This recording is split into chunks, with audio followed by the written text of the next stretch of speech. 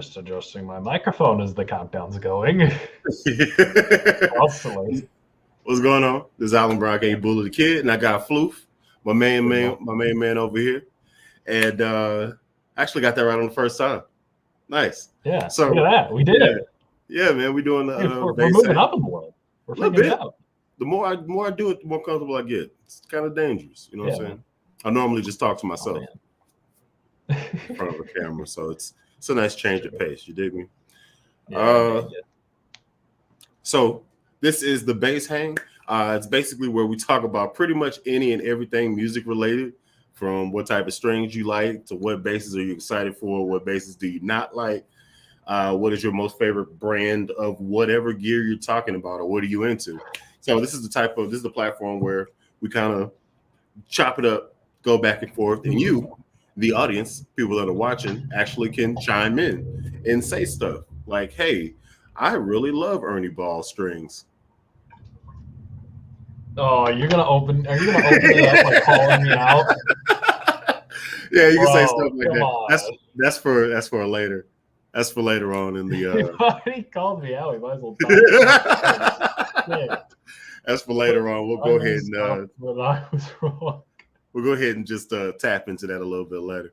But yeah, man. So if y'all have any questions or anything like that, if I have the ability to answer them or give my opinion on it, I will give you that. So, Floof, same thing.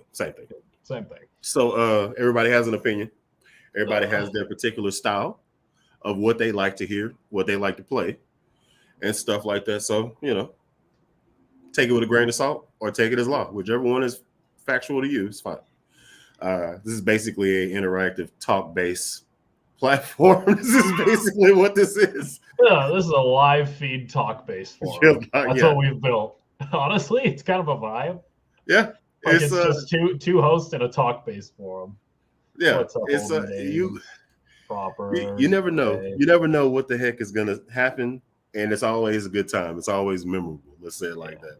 So, like I always do at the beginning of my bass hangs, Floof, where are you watching this from? Put that in the chat. I'd love to see where the viewers are tapping in from. Let me go ahead and say what's good to the usual suspects in here. Got Adam Jed. Have a man proper. What's happening? Danny Blanco is saying that they are coming in from New Britain, Connecticut. Okay. Nice. Keep thumping, guys. Shouts from New Britain. All right. Yeah. Nice. Where is that at? Connecticut, I hope. I mean, yeah, but like what part of it? Is it like I don't know. I don't know much about the Northeast at all. Like I know I can draw the things. I don't know any of the capitals anymore. I hadn't had to do that since geography. So yes, like high school, not even high school. Yeah. So I know I have a roundabout where Maryland is. Yeah. I've been to Baltimore, so I kind of know where that is there. But like I don't know how big Pennsylvania is in comparison to, I don't know, Ohio or Kansas or something. So it's all Greek to me. Colorado is about the furthest west I think I've ever been. No, I've been to New York before, but in terms of living, I've only lived as far west as Colorado. I prefer the west. I thought you said you're from Cali. I am. I just live in Colorado currently. So this college is in Colorado. East? Yeah, but in proximity to Cali, isn't it east? Never. Yes. Oh, you know what? You're right. The furthest east. I was like, wait. Yeah. No. I've got it backwards. Listen, I'm tired. The coffee I made today was not great. I've done better in the past, so I'm like a little off. It's good. It's all good, man. Always got in here and changed up what I like my stuff to be. Got to go with the buble. Yeah. Oh, maybe block. No, I like the buble. Bring the buble back. Bring that Michael Bublé back. Yeah. Yeah, dude, that's a vibe. See, now it looks like if I stand in the right spot, it looks like a name tag. Classy. All right. So hanging out, man. Appreciate you dropping in proper. It's always good to see you, man. Tired but good. Olden, what's happening? Olden.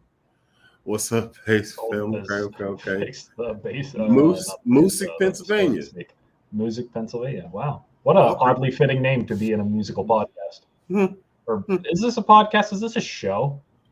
I don't know. We already kind of defined it as like a talk-based forum on wheels. Well, I mean, it's a hang. So what do you do when you hang out? You just kind of talk, shoot the breeze type of deal, you know? So yeah.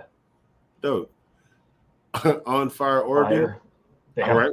I mean, as a Californian, I resonate with that one. Alinto de Bellas. Don't know what that means. I don't know, but I think Alinto is the bass. It's LaBella's like bass creating company. Yeah. St. Louis, Missouri. I've actually put my hands on one at NAMM last year, and I think the fellas actually went and found that booth and played it again. Mm-hmm. It was it any good?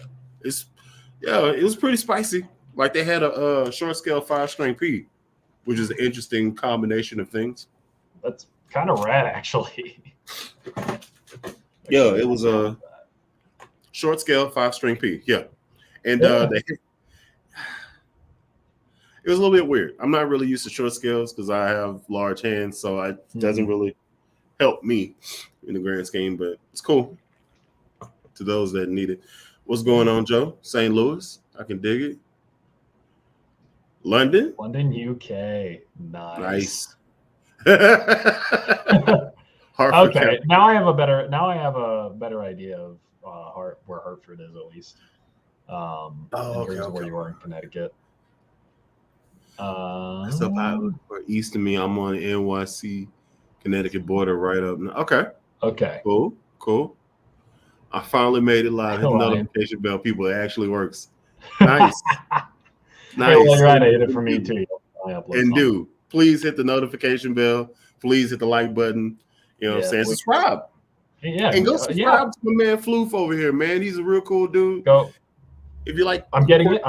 Go subscribe to Bully as well. I mean, you're already yeah. I mean, they're here, so chances are. Like, but just go on and then just open a new tab, find me, and then just subscribe to me. Yeah. I think subscribe to Bully right now because it's convenient. You might as well. It's like free real estate.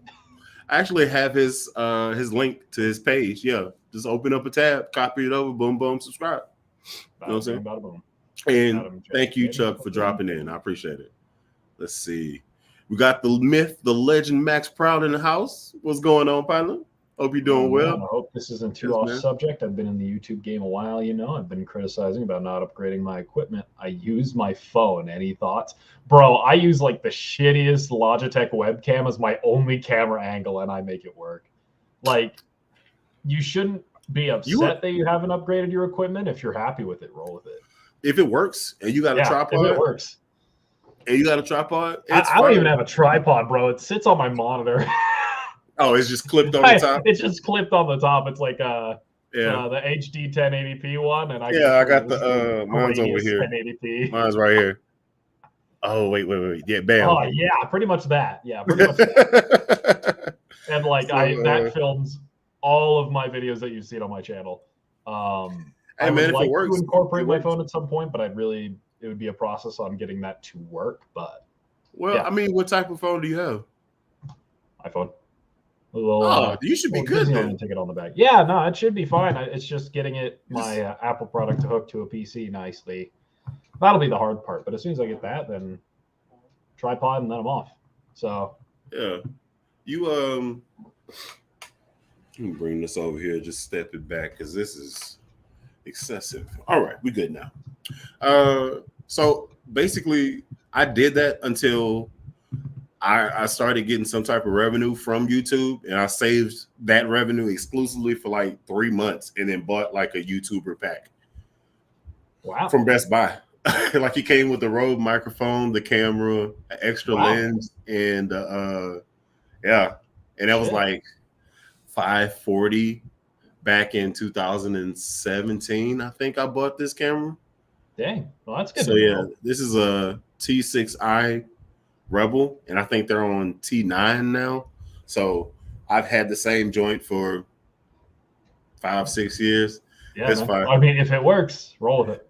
Yeah, I might get I'm starting to do the new angles and stuff. So I brought in a GoPro just to kind of mess around with it, see if I want to give me another one and be bam. But Honestly, that might be what the iPhone might be going for. Or this camera might be like retired to is like an iPhone for the main camera, and then just have this running the entire time.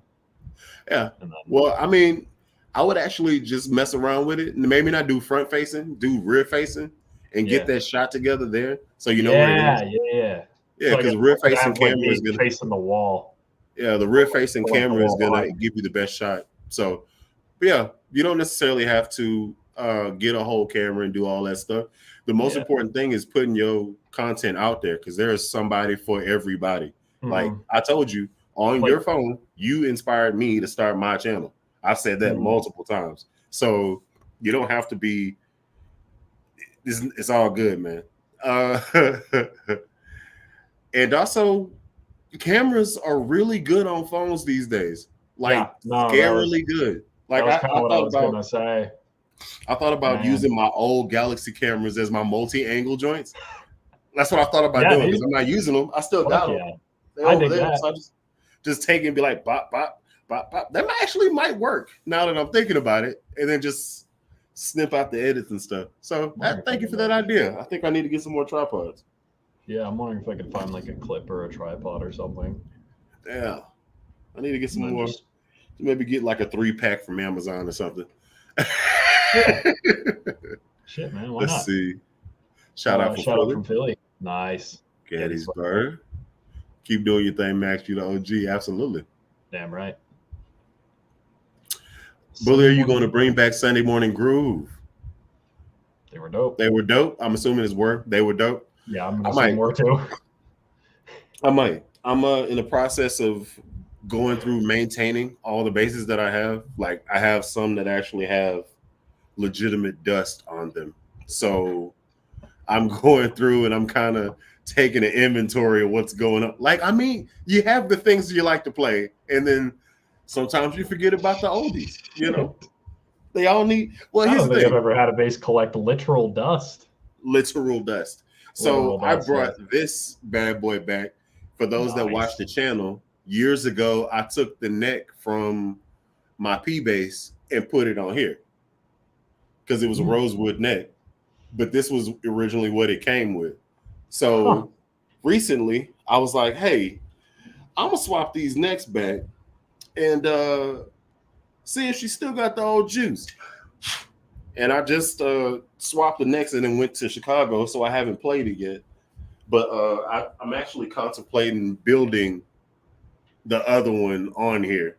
That'd be fun, actually.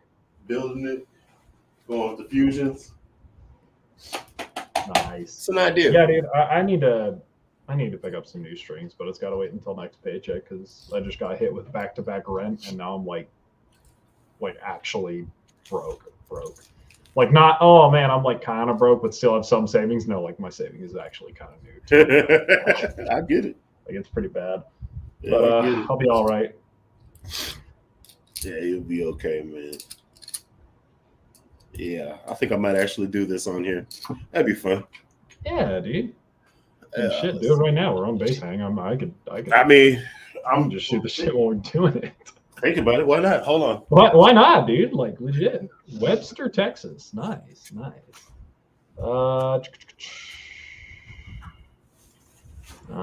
Can't. Do I have control to change the comments? No. All right. Well, whatever. That's fine. All right. What's up from Webster, Texas? Oh, that's right down the street from your boy.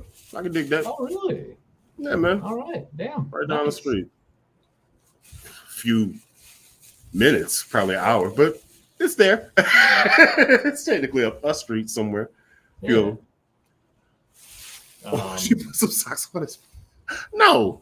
It's at our house. Yeah, this ain't your fucking house, bro. Thanks, bros. I appreciate it. I have socks on, but that's because my feet get cold all the time. But I just have ugly toes. I would show you, but I got ugly toes, so I don't like I wear some fun socks. Like right now, I got Pikachu with little lightning bolts on them. Ugh. There we go. Okay, there we go. That's what you're saying. Yeah. Let's see. Use what works, especially if it's easier to hit record on the phone than a dog home studio setup. I have one that's not always convenient. It's very true. Very true. Let's see. Hello to all my people of the low end. Yes, my brother. Good Yeah. evening. Indeed. Let's go. Yes. Let's go. Max Proud in here too, man. Yeah. Yeah, this is good. This is gonna be good. This is gonna be good. Yeah, bro. Let's see. Floof, your other sounds a little different this week. What'd you do? Absolutely nothing. I set it up in a new place. I guess I just got to work out the bugs, but as far as I'm concerned, it should be the same or very close to the same. So I'll work it out. I'll work it out as I go. It might be because I moved my head. I don't know. Can you hear anything in the background, like a fan or something? A little bit, barely. It's barely? not. Okay. You had to point it out for me to notice it, so that should. Okay, so I got a fan that's way over there providing me with cooling, and it's wonderful. It's phenomenal. You are in Texas, and it is August, so it's 105 right now. So yeah, I know, right? It is currently windy and stormy outside in Colorado. Oh, you're in college. Oh, hello, man. So what's the temperature there?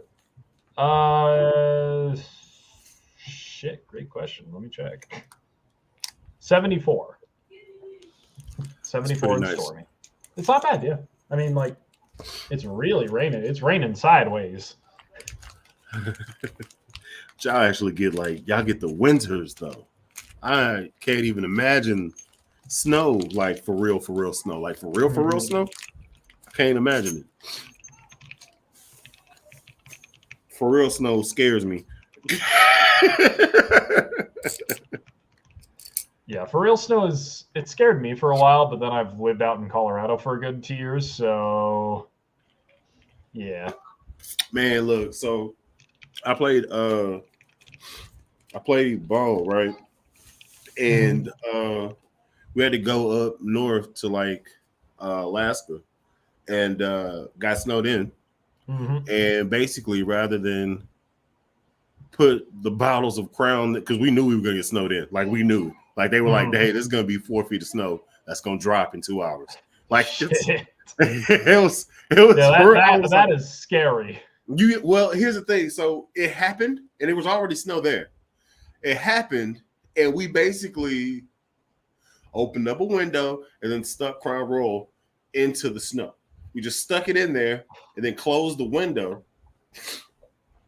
Okay. Why use electricity when you got the ice box right there? It's a free freezer, dude. So we we had beers in one window, just beers in one window. And then we had Crown and Jameson, Guinness, just in the other one, the thicker joints, Had some friends I had some country boys, they were like, Bush beers, and they just stuffed them. I was like, yeehaw, brother. You have that. I'll be over here with the black people drinking crap. You can have it. Yeah. You can have your culture. Have that. That's not my particular brand of cold snack. Cold snack. Yeah, man. Sometimes you gotta wet your back neck, back there. Man, that's fucking funny. Indeed. It is really. Let's see. Down. Holy shit. At least it's not hell. Greetings, fellow Don't Be Weirdos. Wisconsin, but indie born and bred, whatever that means. Okay, I got to tell you about the Don't Be Weird thing. Do you know about the Don't Be Weird thing? I don't. Okay, I'm gonna tell you. I'm gonna bring this down and then tell you. You all know that choosing bass makes us weird, badass nonetheless. Very true. Now, very true. Just like I will put the link to people to just drop in and say what's up, like I did in the chat last week, right? Well, I didn't have a Floof there, and I was like, you know what? I'd rather, what I'm saying? Let me talk to somebody. So I put it in the chat, and I was like, hey, listen, don't be weird. Don't be weird. If you weird, I'm gonna kick you from here. Don't be weird. And I kept saying it over and over. Then it became funny. Then it became a thing. So now it's just a meme. Like, yeah, don't be weird. It's like, don't be weird. Don't be weird, brother. Don't be weird, bro. I got time for this. All right. Let's see. Convert one of your bases to a mono neon bass. I already have that. That bass is the Meteora. It's just a 4-string version. It's not highlighter yellow, but it's the same bass. They just very similar. Yeah. Holy shit. What'd she see? Rain, shit ton of it going this way outside. So, are you gonna close the window, hon? Yeah. Yeah. Okay. Cause for concern. I was like, "What's going on?" Well, we should be fine. Nothing's flooded to my knowledge yet, and we're kind of on a hill. We're at the top. So yeah, we're at the top of a hill, so we should be all right. It's just, it looks spooky. It's very windy. Time to make "Don't Be Weird" t-shirts and mugs. Listen, if there's gonna be any amount of merch on my channel in the future, it'll be very coffee based. You know what? Like it'll be very, like, I'll have a t-shirt or two, but it'll be very mug centric because I love coffee. So coffee and tea. I might actually do that. I think that for you, Bully, I think pretty that's funny. Be really fun. Just make sure to send one in my size. I wear a medium. Thank you. Oh man, let's see. How would I do it though? How would I go about doing this? Should it be on the back of the t-shirt? Should it be on the back of the t-shirt really big? Don't be weird. Yeah, it would have to have like the similar lettering that you have in your actual like logo, like the okay. Kid logo. Yeah, I guess that kind of font. Like if you had that and it just said "Don't be weird" in some way, I think that would be pretty sick. Actually, I think that'd be pretty fun. We'll see. That actually might be pretty cool. I can see it. All right, cool. I can see it in my head. All right. I just got to make sure. Yeah. Oh, I got this recorded, so I can at least go back to it and figure out what the idea was. All right. Yeah. Man. Yeah. If you ever lose it, we're pre-recorded. Yes. Cincinnati, nice. No, we're not. We're not pre-recorded. We're live recorded. Don't be weirdos, man. Don't be weirdos. Yeah, man. You could just throw him in the dumpster with a. You could just go ahead. You could, yeah, that's being weird, man. You could go ahead and throw him in the dumpster with the electrical engineering guy from last week. If you wanna do that one for me, that'd be great. Thanks. Yeah. Let's. There was a line that is the line crossed. You're in timeout. Yeah. You're in timeout. Age a good 5 years and then come back. Thanks. Yeah. Let's see. I prefer becoming enlightened to the base rather than weird. In the Houston. Snow scares everyone here. People can drive in a small bit of rain. Snow, a whole different deal. Yeah. And I feel like that's across the South. Mm-hmm. General. We can take hurricanes. We know what to do for that. You can do cold days. People know what to do for that. But like snow, because people still drive like 85 miles an hour down the dang highway like idiots, and it's freaking snowing and sleeting.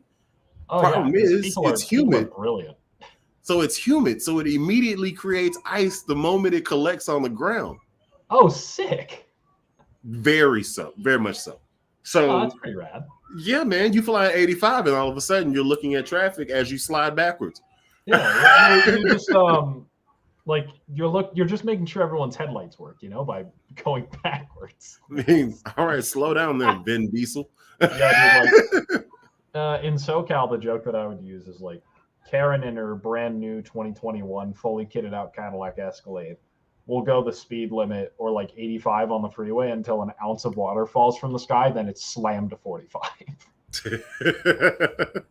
It's bad. Indianapolis, anyhow, we're living here in Wisconsin for 2.5 years. They get some fucking snow up here. Yeah, you can keep that. You keep all that. Don't be weird. Straight up tell me now. I need merch. Well, now we're workshopping the merch, bro. Bean, going back to what they said about the mono neon thing, so just making That would be I think interesting. that would be cool. Yeah, it'd be hard to play. I mean, it'd be like playing a mandolin. That would mess me up because all the riffs that I would normally do would be high to low. I feel like I don't know what that would do to my head. Besides, like I flipped the left-handed bass over, and I guess it's the same principle.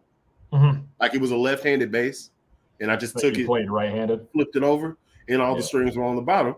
Same principle. I don't know. That's an idea. I don't know that I'm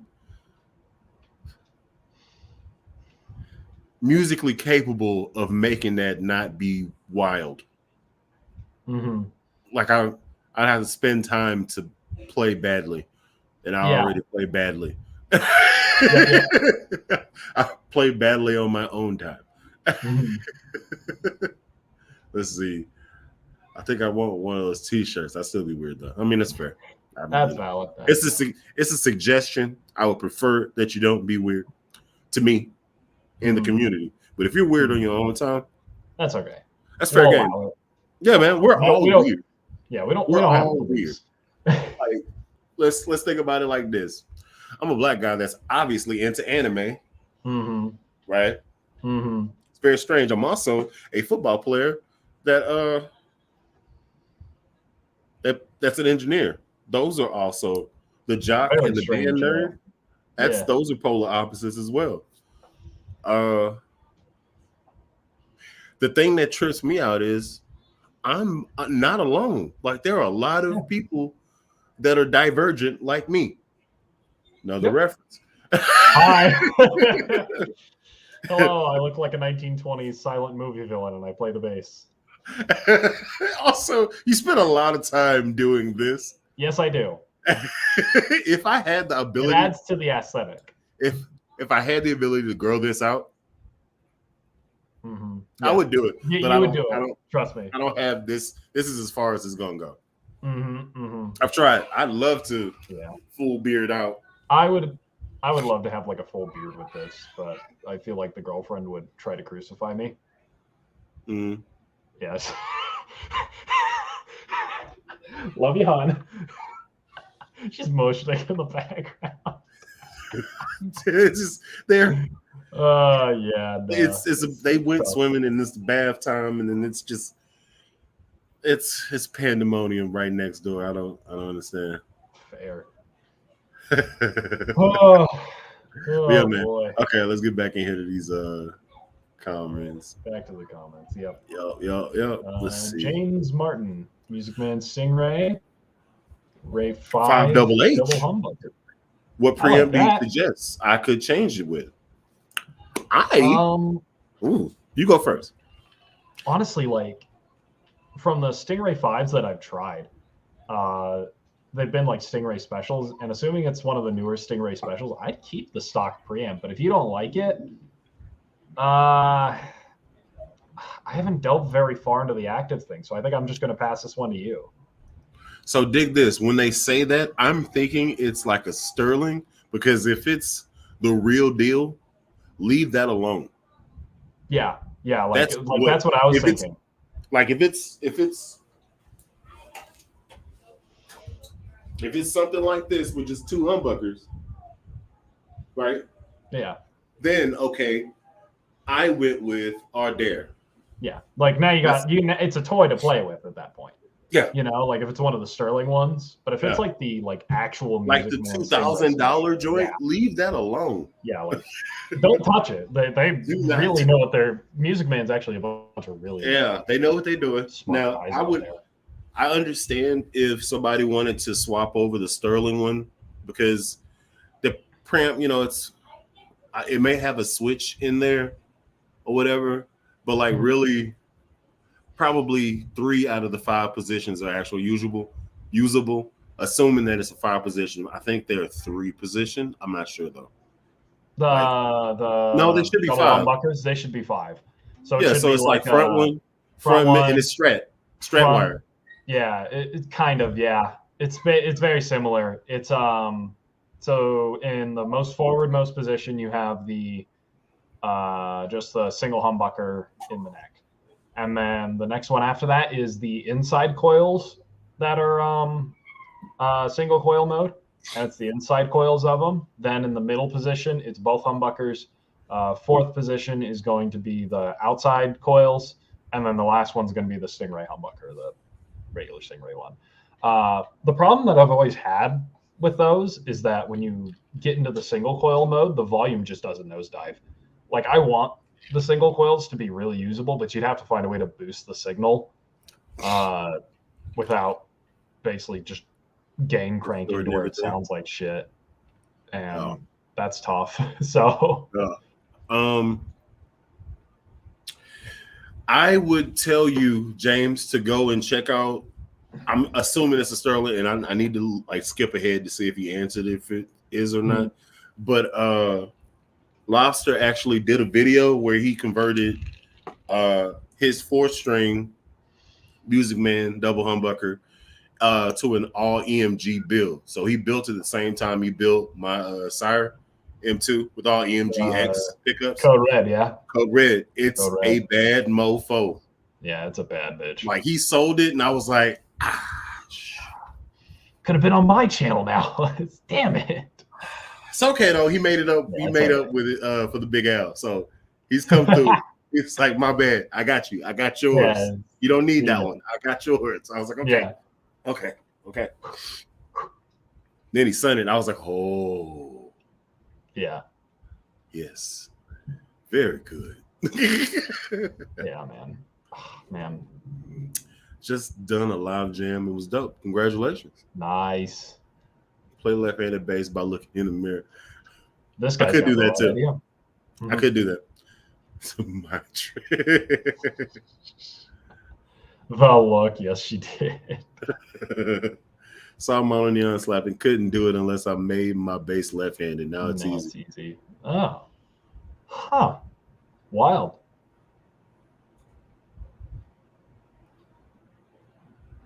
So I think, I'll think about it. I'd have to take the nut. Yeah, and then I think it'd be interesting. Yeah, I'd have to take the nut and then swap it over.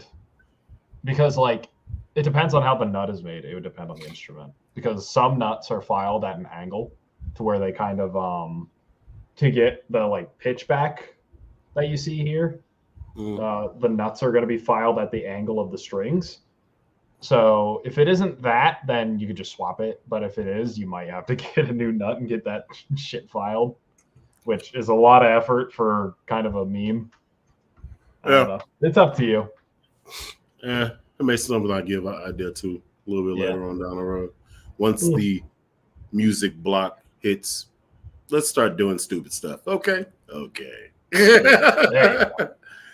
How did you find out about grabbing? The muff was put in my life a few months ago, and I slowly but surely delved deep into what it can do. I got in there. I was twisting knobs on the muff, and it's pretty tasty, if you dig what I'm saying.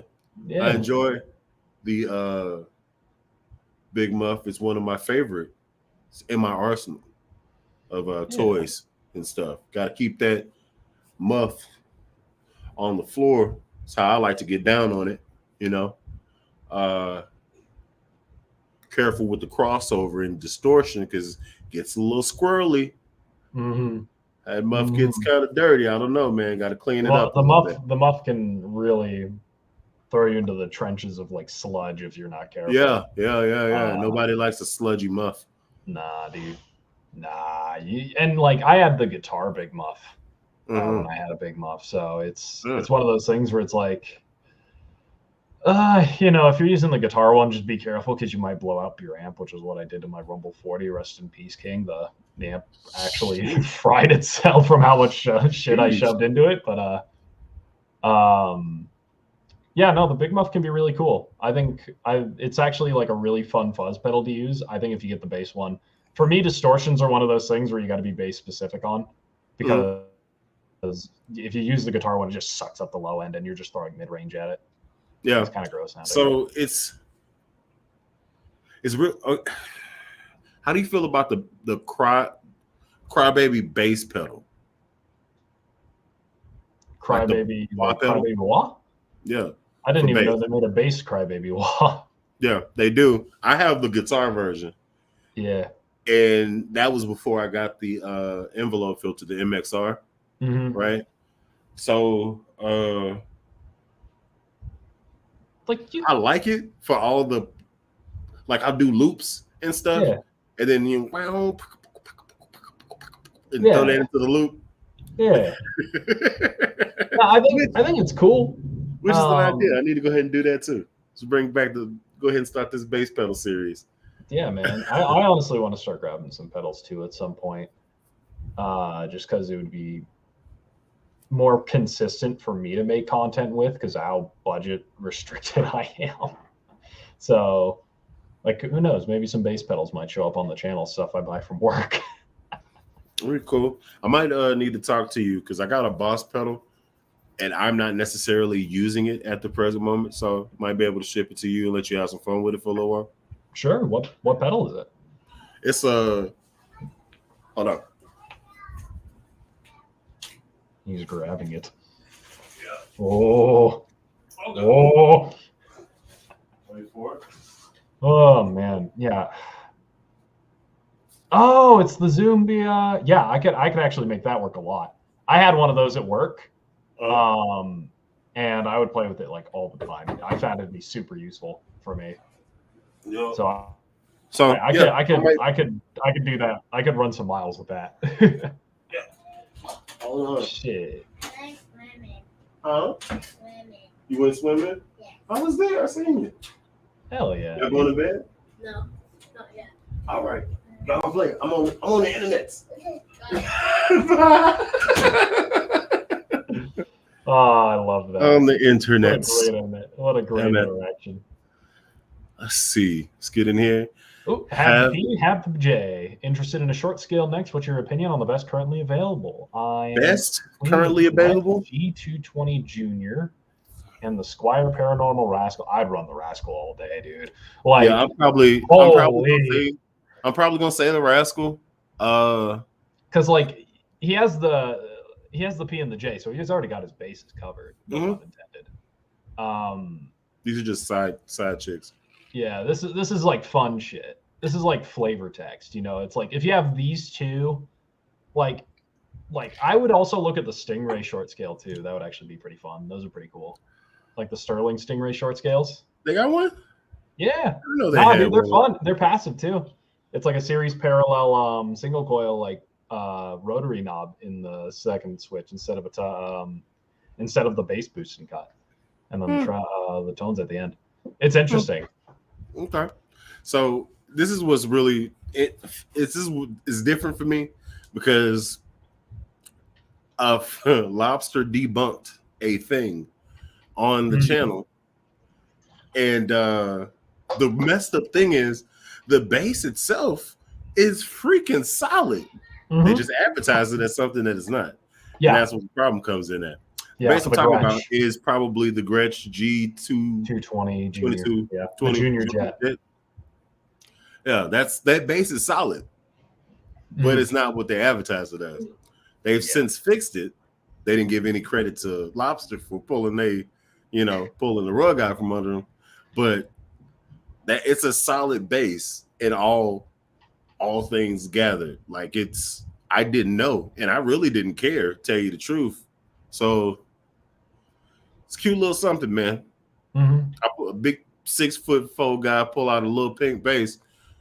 What the heck is he about to do? I'm about to bass your face into the next room. Is what I'm about to do. Yeah, dude. Yeah, man. I mean, I agree with you, man. Those Junior Jets are sick. It's just it's solid. The fact that they were advertised wrong really put a bad taste in my mouth about them. I mean, here's the thing: they've been out there. Yeah, they're good, and nobody questioned anything. No one and then cares. Lobster came out there, was like, "Hey, y'all full of shit." Yo, dude, I got a bullshit meter. It's running off the charts with this one. What the hell happened?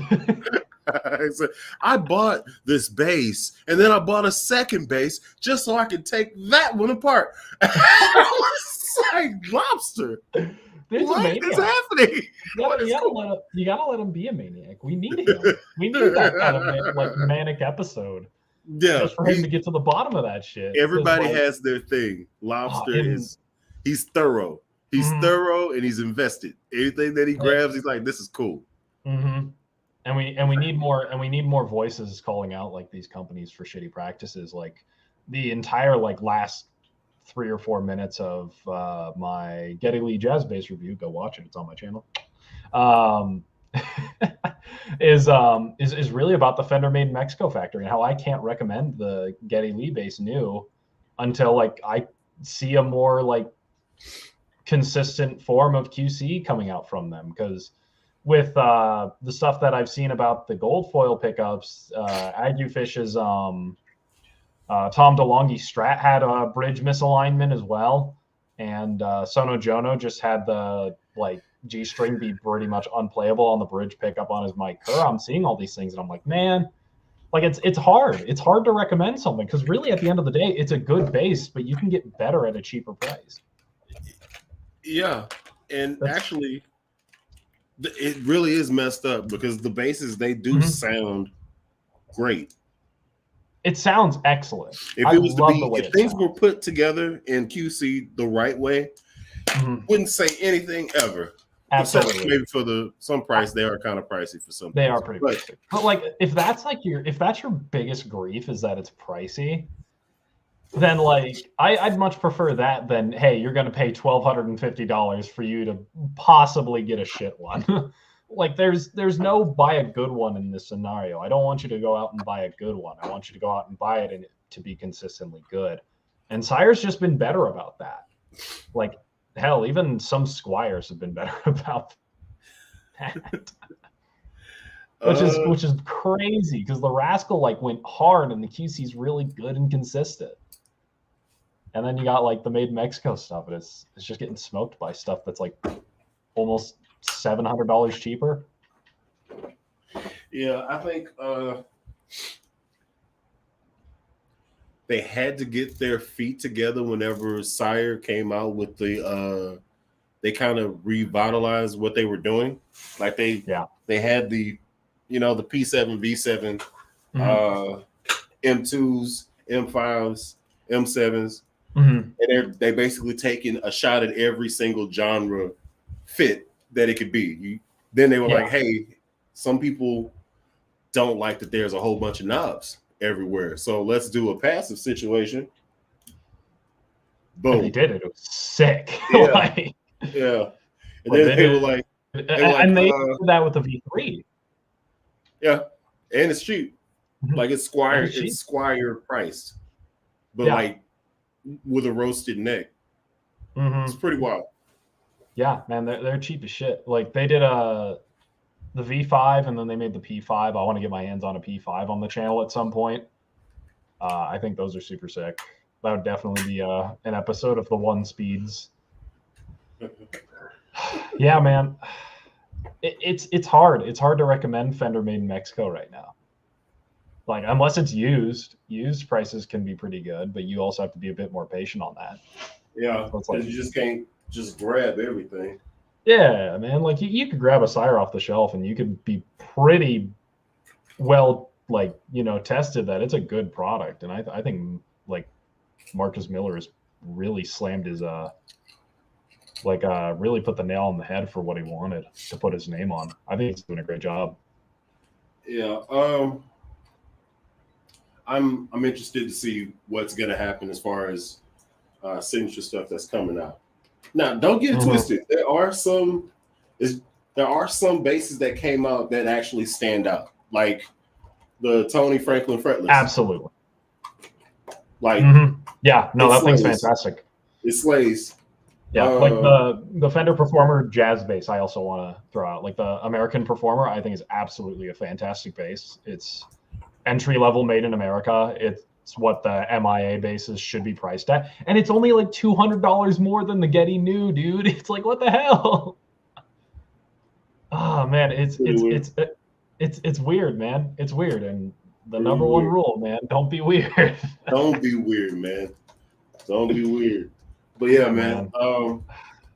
That And this rabbit hole started because we wanted to recommend you a Squire Rascal. Yes. Also, back to that, and that's the answer. Yeah, that's the answer. Squire Rascal. Sire U5 is actually a good option as well.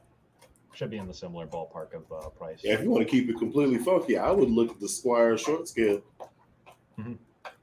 Yeah, man. The Sire short scale, rather. Yeah. Mm-hmm. Throw that in contention.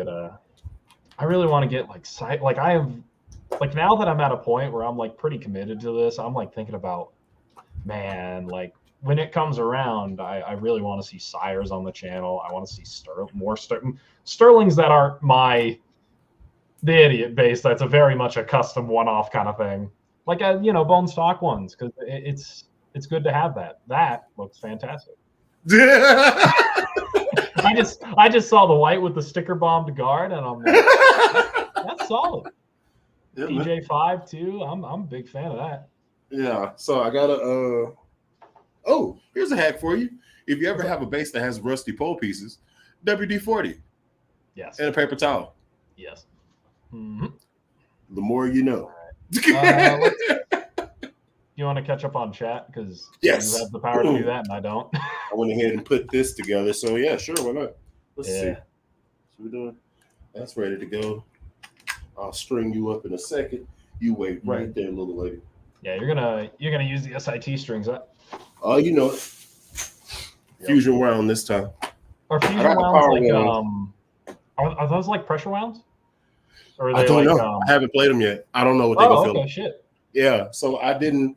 I was digging on the foundations. Like the foundations are solid. So nice. I had those on the base, on all the bases, and then I was like, I never put anything on here. Let me go ahead and try it. So I put power wounds on V7. Yeah. And then I'm gonna put fusion wounds on this one. We're gonna see what it sounds like. And I'll dude, if the fusion wounds are like if the fusion wounds are like a pressure wound or like a flattened, it's not like a half round where like it's grinded off. It should be like a thinner flat wound. It should be like less grainy than a round wound.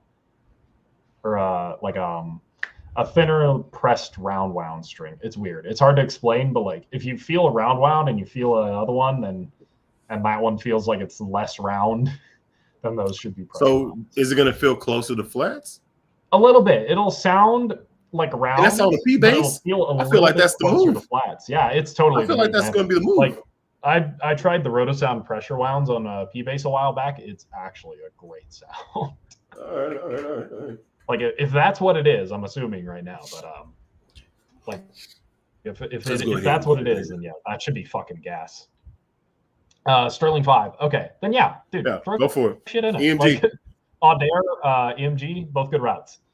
I haven't BCC. I haven't been in timeout in a minute. Well, that's good. Don't be weird. Check out Southpaw Guitars in Houston. Southpaw Guitars. I know Fuller Guitars also actually has a good selection. I think they're in Texas as well. Fuller Guitars also has a good selection of left-handed instruments. There's a place called Southpaw Guitars, which I love. Okay. First of all, that's fantastic. Okay, so that we may have a bullet job. I go find this place. Yeah, dude. Play everything upside down and suffer. It'd be really funny.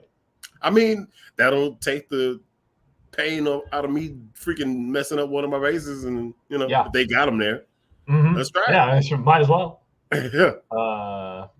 See, I like the picks. Okay. Yeah, I can dig it. Mm-hmm. Let's see. Yeah, and that's why for drives and stuff, you really don't want the base, or you want a base specific drive. Ugh.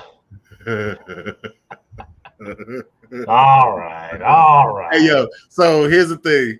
I played on that while I was talking about the pedal, and I never clarified it, and I just kind of let it sit there for those that know. For those that don't, are going to misinterpret it, and then I'll have to show them the pedal, and they'll be like, "Oh, yeah, nasty-minded person, freaking filthy." I found one of the Stove Soviet Tech one? muffs. Yeah, It's they're great. like a green Soviet style ones. Those are pretty cool. Okay, nice. I'm late to the party on this. Did you all see the YouTube bassist? No. But I don't know who that is. Welcome back to Rodney. I don't know who Rodney is, but welcome back. I don't know who Rodney is. Let's go see. Oh, we're gonna look this up now. Yeah, I'm gonna vet it first. Yeah, I vet everything. Oh, it's the metal guy. Oh, he's only been.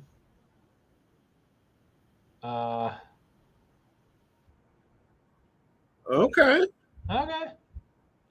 Well, welcome back, All right. Rodney. 2 weeks ago. Oh, he has close. Yeah.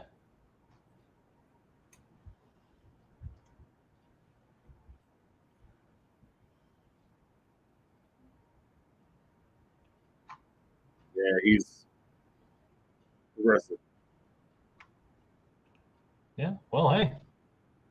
Glad he's back at least. That's good. This is nice. This is pretty good. He's got like a Claypool type thing going. Yeah. Yeah. He's got a Rush thing going on. It's good look. Something like that. All right. Nice. Like a prog thing. Yeah. I have to check him out a little bit later. The bass Crybaby is painted white. I like the sweep and volume controls on the bottom. Okay. I'll be on the lookout at my job then. I relate to being a bass player on a budget. Yeah, amen, brother. I'm also a bass player on a budget. Amen. I just happen to be in a fortunate position. Man. I don't like Lobster. Lobster has like 5, and there's not even 4 there's only 4 figures on Mount Rushmore, and he has 5 of them just on his wall, just on the wall there. Mm-hmm. Like, I was like, bro, just got some gas spaces, man. At some point, I'm gonna make my way up there. I'm gonna invade the cave, and then it's gonna be a bull in a lobster shop.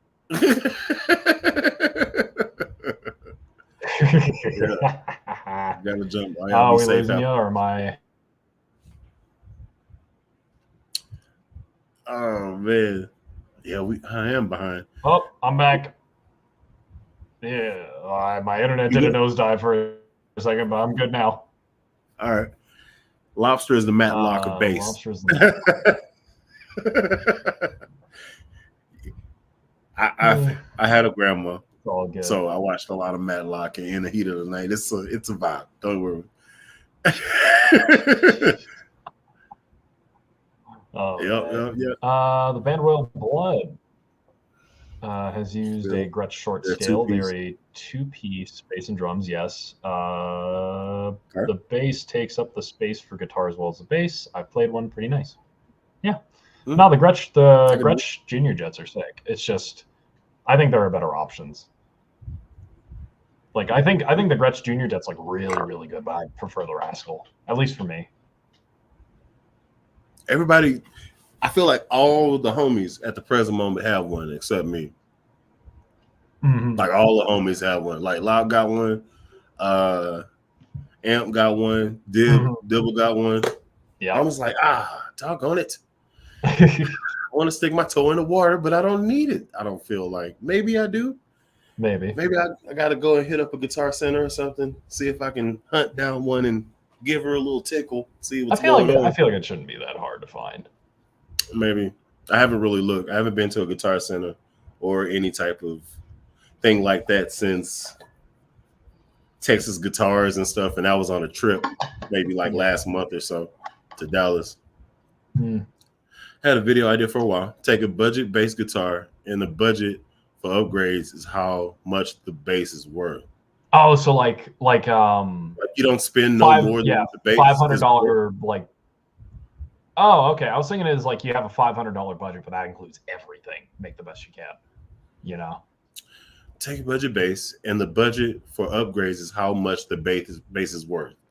So you would buy a budget bass, and what you can sell it back to, that's what your thing is, or what you bought it for. Mm.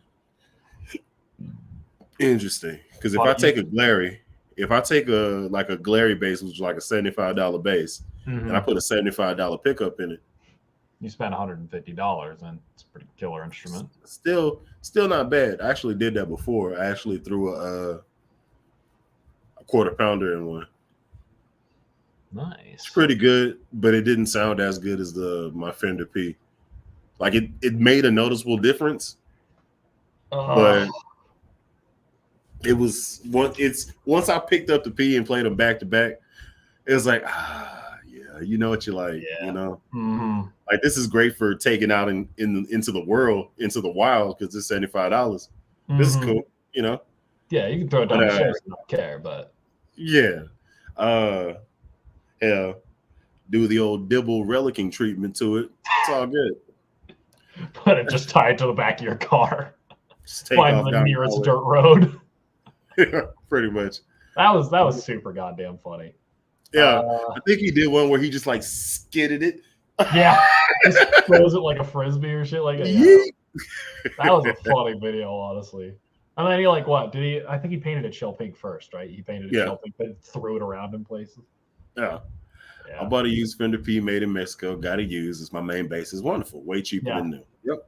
It's so much better than buying new. Soft maple body, Squire Classic Vibe is dope. Soft maple? I've never played a Classic Vibe. Really? I've never played a Classic Vibe. The only ones I've played is I played a Contemporary. And way back in the day, like way back in the day, like 2008, 9 maybe. I had a Squire. What was the one? It was wood, and that's the only colorway it had for a 5-string. That's gonna be loud. That will be loud. I forget what the heck it was called. Yep. Jeez. Yeah, that was. Yeah, I can see why your internet went out. Yeah, Jesus Christ, it died for a second, man.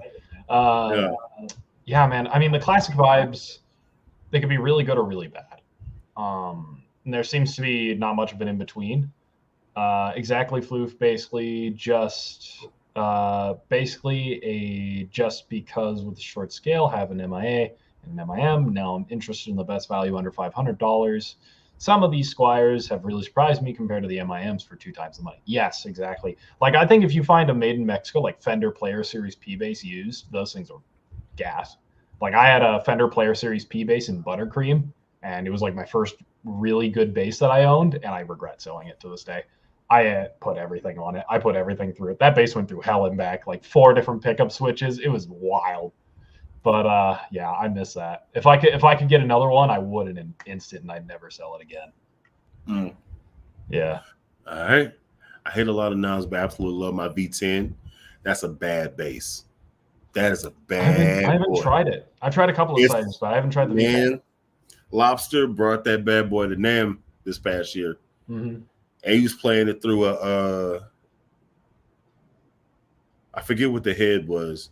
It may have been a complete Behringer setup. It was a Behringer 410 and Behringer head.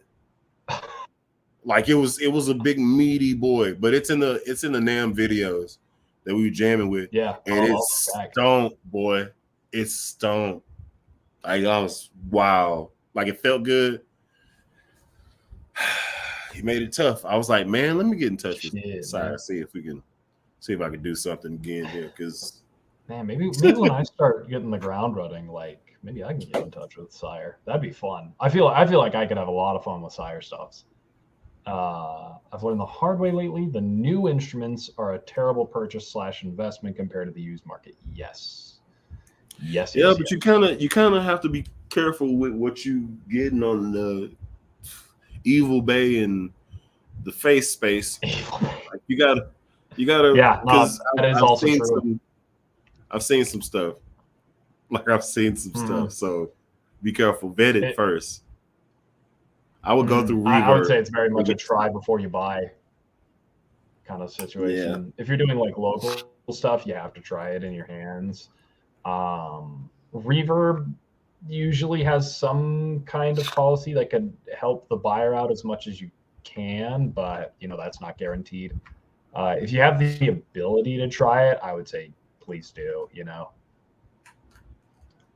It's better safe than sorry. Absolutely. Better safe than sorry. All right. Let's see.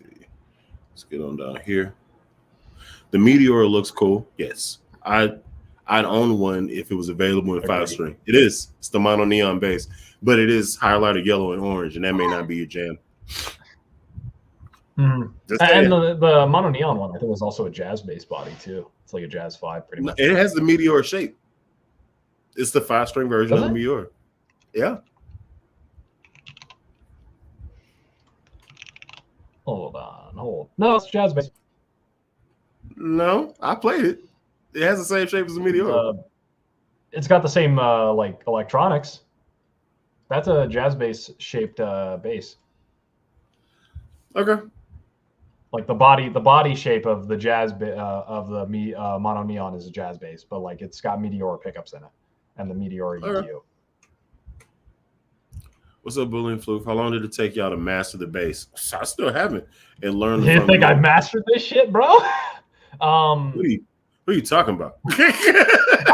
he caught me red-handed, like playing to a metronome. I was just running through scales and modes, dude. Shit. To get to the point where I'm at, you could probably do, assuming that you're like disgustingly devoted as I am, you could probably do within a year. Yeah. If you want to keep it completely funky, if you practice 30 minutes every day, just 30 minutes every day, you can get really far. Just 30 minutes. Just 30 minutes. That could be just you picking 3 songs and just playing those 3 songs for 30 minutes over and over and over and over. Then you start to learn stuff. Yeah, like a really, especially when you're starting out. Another big tip I have is to learn songs like dead cold, like learn them note for note, riff for riff, everything. Because then once you have that, you basically build a vocabulary of stuff that you could use when you're actually jamming with people. And on top of that, enjoy being terrible. You will be bad for a while. Enjoy being bad. It's part of the process. And bad is relative. Bad is relative. Now, here's something for you. Depending on what type of music you like to play, it could take longer for you to get to where you're good. Yeah, where you're wanting to be. Yeah. So if your favorite band is Green Day, you might be okay in 3 months because they're not doing anything crazy complicated. If your favorite band is Sublime, if your favorite band is Nirvana, like Nirvana, it's got some good lines. Yeah, that might be like. Stay away from No Doubt. That bass player on Don't Speak. Stay away from No Doubt. Nah, you're right, dude. Yeah, dude. Oh, I'm gone again. Yeah, he has a few songs, and I was like, "What is it? Spiderwebs?"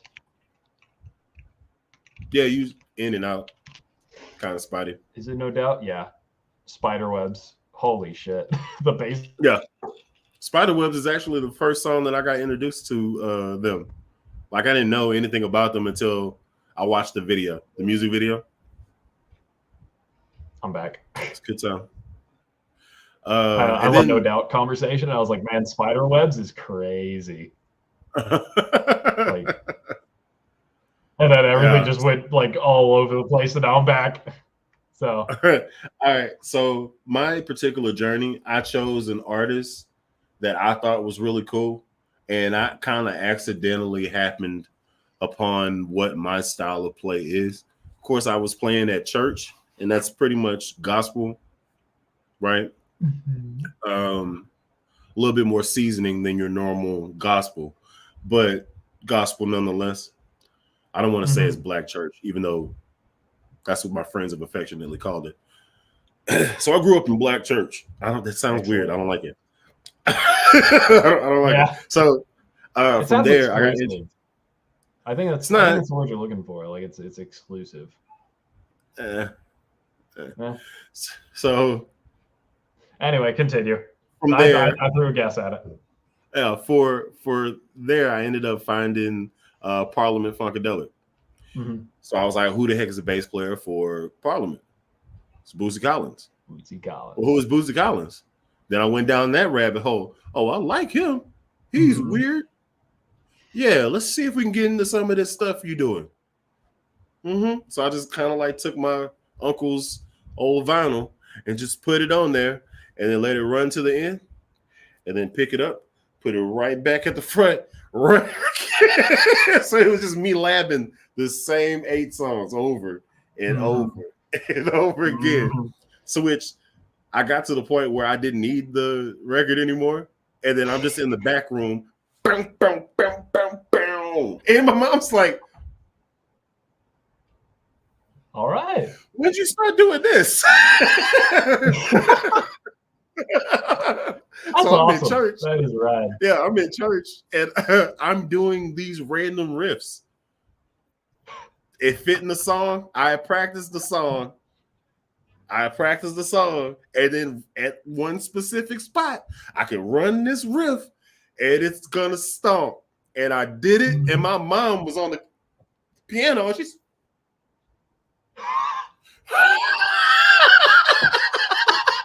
you know, you got to 180 real hard. Yeah. Yeah, man. That's vocabulary right there, man. So yeah, but don't get it twisted. It took me about 7-8 months to feel comfortable to experiment and then play outside of what the song we learned was. Yeah. And then probably another 6 months or so to understand what I'm doing and why I did it that way. So yeah, I wasn't classically trained. I just know where the sounds are on the fretboard. I didn't really know what the keys were. I didn't know nothing about the number system. I didn't have any of that. I was just like, this is where the sound is, and this is how this is going to go, progression-wise. Just built an ear. Yeah. Which is also very important. To a default, yeah. Like I can pick up a song pretty much in 30 seconds. If I hear it for 30 seconds, chances are I can play it. Yeah. But it gets messed up whenever it's like hella complicated stuff. Like Southern California. That is a bass line that is actually really hard. So I couldn't get what was happening until I located the root notes. Once it's in a root note, then it's in a pattern. And you're doing the same thing, and then it becomes filled. Like I'm like, wait, so yeah, I think it's all like power chord shapes too. Yeah, like, it's all arpeggio. Yeah, it's all arpeggio. So it's like 1-5-1 or 1-5-8, whatever you call that. 1-5-8. Yeah. 8 is the one. Yeah, same thing. But you're just starting out. That's a great one to learn on because it'll seem like really difficult, but once you start picking up on those patterns in it, you really start getting it. Say, where did you get the pick guard on the piece? Oh, Andy the sticker bomb one, I think. Yeah, this is all stickers. I got a sticker pack from Amazon and just threw all the stuff on there. Nice. Yeah, it's pretty sick. Pretty sick. Yeah, so man, we are really behind on chat. Lobster is in the chat now, and it's just we got to be catching the fuck up. Nope. Oh boy. All right, let's see. So how I did it was I took some 3M tape because I originally had this as I used to play this outside during the day. So as the night would come, the 3M tape that I had on there was like glow in the dark. So it would just sit in the sun and absorb all that light. And then the lights would go out and then it's just and I had like neon strings on it. So it was a whole thing. Yeah. It was a vibe. That's right. And then I was like, well, at some point I could just take the whole 3M sticker off and then take the cartoon stickers with it, and it doesn't destroy the tortoiseshell pickguard that's underneath it. So I was like, yeah, let's sticker bomb this thing. Let's see where this goes. Yeah, no, I'm behind it, man. That's cool. That's a look. It's pretty sweet, cool, man. It's pretty sweet. And thank you for noticing. Buying used, being patient, doing tons of research have been the main way I deal with the budget. Yep. Exactly. That's smart. That's the way to play the game, man. On one football player, two other hidden it somewhere. Big time scope. All right. Place. Longest gig I've ever had to play straight. So the longest gig I've ever played was about 3 hours, but it wasn't straight. It was 3 hours. It was like a 45-minute set that we played twice back to back, and then we took like a 20-minute break. Then we played the set again, and then we called it good. The one that felt the longest, that felt like an eternity, was the last jazz ensemble one that I did, because the way the show was set up was that it was the guitar. All the guitar players got together and played like one song together to start the show. Then it was the first combo that didn't have much experience in jazz, then the intermediate combo, and then there was my combo that came after this intermission. So the intermission happened. My combo played like 5 songs, and then we did all the rest of the big band stuff. And I basically played that entire second half of the show, swapping between electric and upright nonstop. It was hard on my hands. Especially my right hand, because of if you haven't noticed, I have quite the heart attack, and part of that does come from upright. And like I have to have a heart attack on upright, otherwise it doesn't project. It sounds kind of weak. So to start playing upright, have this really hard attack, then to switch to electric and your hands are just dead, that is tough. Yeah, I wouldn't be able to do that. I think the longest one I've played straight is probably right around 4, just shy of 4 hours. And that was a Mayfest thing. It was like revolving door. It was a cipher type thing. So we be playing a groove, and then somebody will come perform, and then we'll change the groove, and a different person comes through there. So there's no rhyme or reason, but it's just, and then it's Mayfest, so it's a festival. So all the MCs in Tulsa would just be at this event. Yeah. and they all just passing the microphone. Going. Yeah, they just passing the microphone, and I'm like, bro, please hold on, man. Can I have 10 minutes, man? I can't use a pick either. Dang it, there's no relief. Oh no. Anyway, 5. Sheesh. Great shit. 3 out. No. 3 hour wedding gig. 1 extra hour chicken dance at Lakers spot. Jeez. Felt like 3 hours. Poor guy. Oh man. Slap at like mono neon. Thanks, bully. Yeah, dude. All right. Super Funk Airways, latest gear, real left hand, neon times. Okay. I think I understand that. Speaking of upgrades, want to upgrade a Harley JJ55 OP. Got that with the John East pre and some bright Barts. Nice. Okay. Absolutely cannot justify spending that much on upgrades to a sub $200 base. You can justify it. You can. You can justify it. Yeah, you can. If you think that's going to be cool as shit, man, then run with it. Also, that John East pre is going to hit you for 300 straight up, and some Barts are probably going to be around 160. So that brings your base up to $700, which is still way less than a lot of bases we've mentioned earlier. Not saying any names. Oh my God, yeah. Looking at you, Fender. My CV5 string had action so high you could fly a blimp underneath it. You can pass a ship under those babies. What's up, Bull? It's been a while since I checked in with the bass hang. Glad to see you still doing your thing. Appreciate you dropping in. Do you own any Bass Mods bases? No. What are your thoughts on Bass Mod bases? They are great, but the problem is there's another company named Sire, so I won't be purchasing any Bass Mod bases in the future. That is the problem. Hey, what up? What up? Lobster. Salutations, crustaceans. Apparently, I look censored. Mono neon is a jazz body. Okay. See, I told you. Yeah. All right. What's happening, Chris? I just bought a Thunderbird Pro V off Reverb. I reached out to the seller. He provided additional photos and info not on the listing. Don't be afraid to ask. Okay. How you liking that? that Pro 5 though. Yeah, If the 4 dives like a submarine, I can't imagine Thunderbird. what the 5 does. I have my quarrels with the Thunderbird. Meteor looks more square. Thunderbird, okay, I can kind of see The that. Thunderbird is pretty square, but I can kind of see where he's I coming can kind of from. see where you're trying to get to. Yeah. Perfection is the enemy of progress. All right. If you buy an M2 side today, quality's not the same when they first came out. Any witness? No. No. When they first came out, I tried. I've wanted to buy, but I couldn't afford it. Well, I think they were $500, $400, something like that. Yeah, but even then, they're really affordable, brand new. I really want the P5, P4. Okay. If you P5, buy a M2 side today, it's not the same as when they first came out. Any witness? I think the M2 that I have now, quality is just as good or better than the first generation. That's my personal opinion.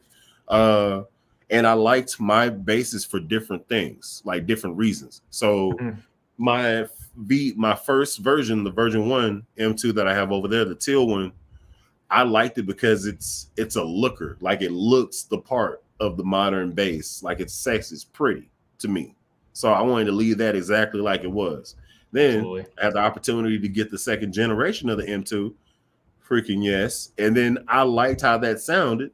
They sounded similar, but I found myself playing the M1 more than the first version more than I played the second version. So I sent the second version up to Lobster to go Frankenstein on, and he came back with a banger. So he comes back with a beast. Just freaking you put in a beauty and it comes out a beast. That's the Lobster. Yeah. That's the Lobster machine. I was on that. I was playing that bass exclusively for 2 months after I got that thing back. It's light. It's crispy. I could freaking pull knobs for single coil and humbucker. So I was actually running humbucker in the front and single coil in the back.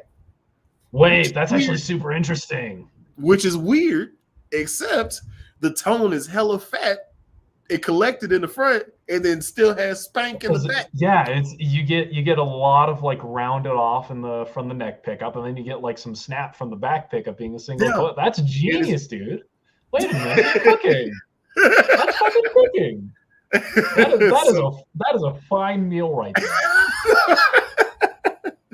Yeah, so I would do that, and then I would swap that idea. So it'd be single in the front, humbucker in the back, just like a normal, like a Lakeland type of deal, right?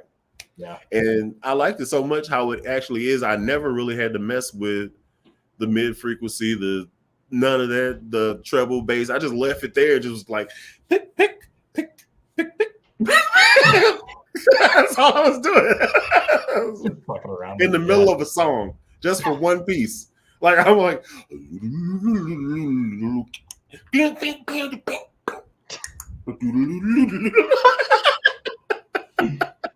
oh man, oh boy, man, it's good times. Favorite song to play that is over 10 minutes long. Oh man, that's a hard one. 10 minutes long? Over 10 minutes or more, yeah. Shit, that is.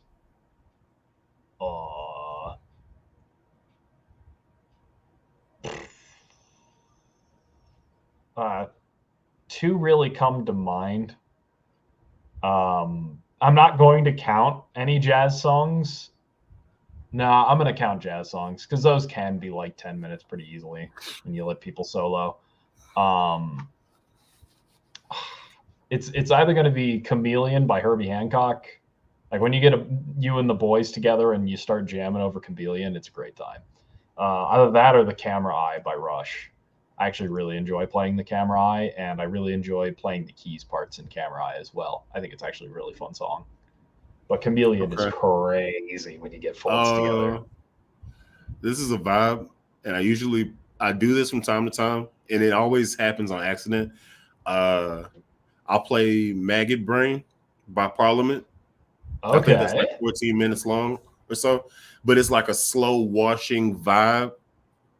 So it's a thing, like that. And I end up accidentally playing my bass to it because I can't stop hearing bass lines over what he's doing because it's very is very in there. Like it's very intimate. I don't know. Maybe that's just me.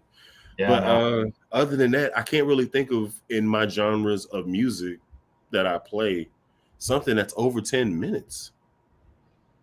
Like I can think of some songs that are like 7 minutes long, but I don't.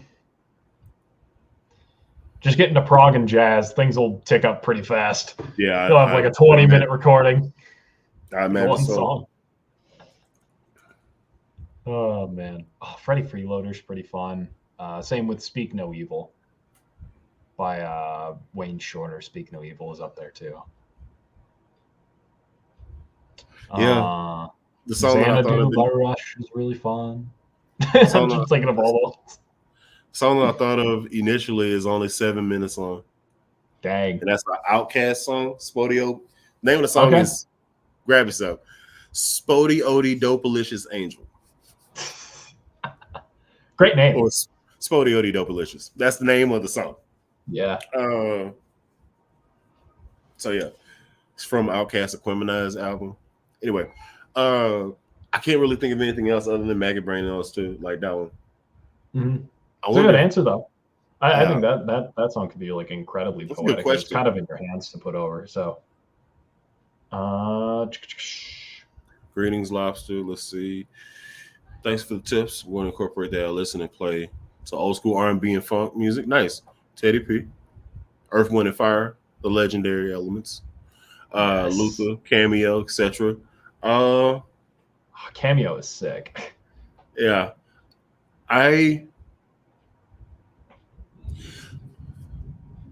Might I suggest you check out old West Coast rap? Yes.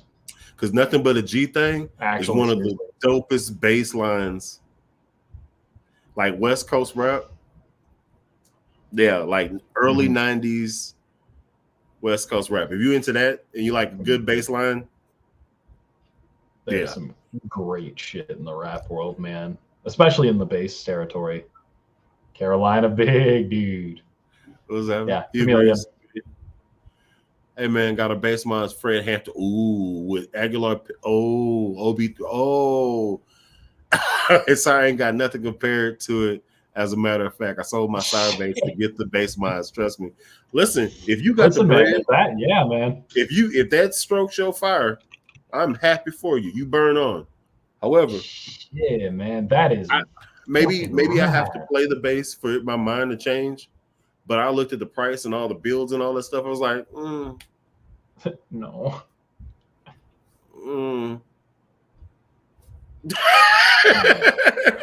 I mean, I float a very similar boat, but man, if that is your vibe and that is like your number one, then fuck it, man. Run. Yeah, have fun with it. Enjoy it. That's you. Yeah.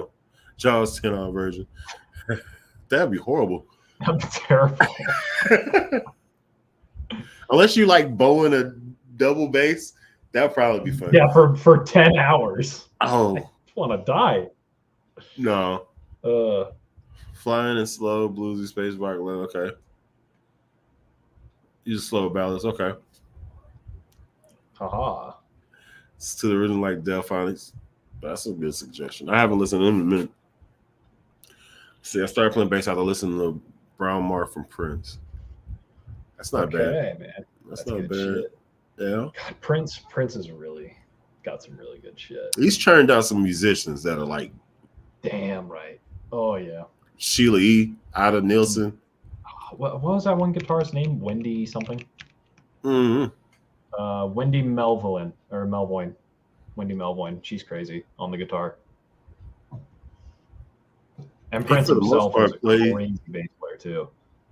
He, for the most part, used females for his band, right? For the most part. Like I seen sometimes we had like dude drummers. Maybe I'm just thinking about Purple Rain, the movie. I don't know. Maybe. Could be wrong. I think he had it pretty mixed. Mr. Magic can run 10 minutes easy. Okay. All right. I don't know if I know what Mr. Magic is.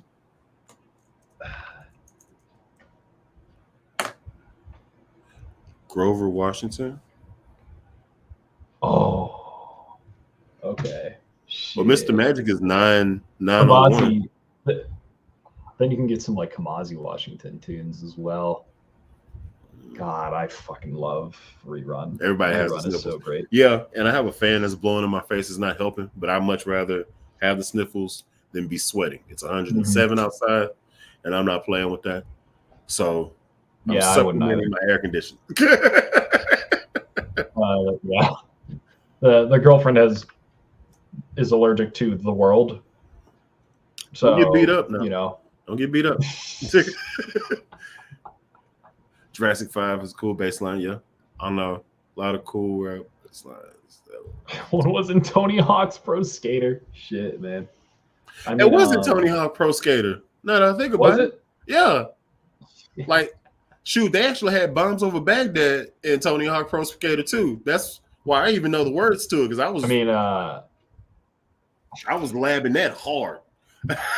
You should look at the soundtrack that they had for Midnight Club 3 Dub Edition Remix. That soundtrack went fucking crazy. Slaps. That soundtrack was awesome. I'm gonna tell you this story. I want you to picture it, right?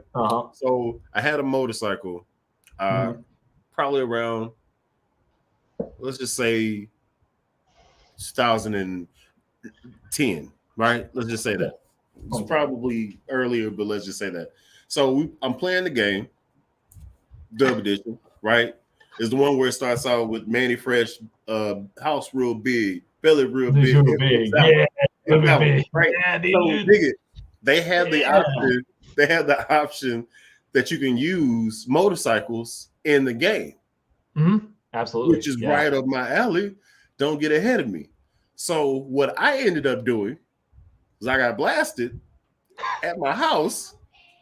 Had the great idea to roll my bike into my living room,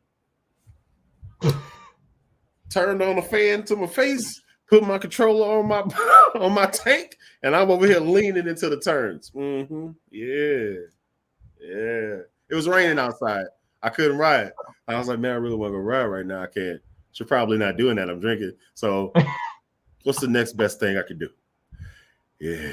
That actually sounds like one of the funniest things ever, dude. That's so it was like awesome. an arcade. It was like one of the David Buster arcade games, except it was a real bike. Oh man, I had no idea that you played Midnight Club 3 Dub Edition. Oh, dude, that is hard.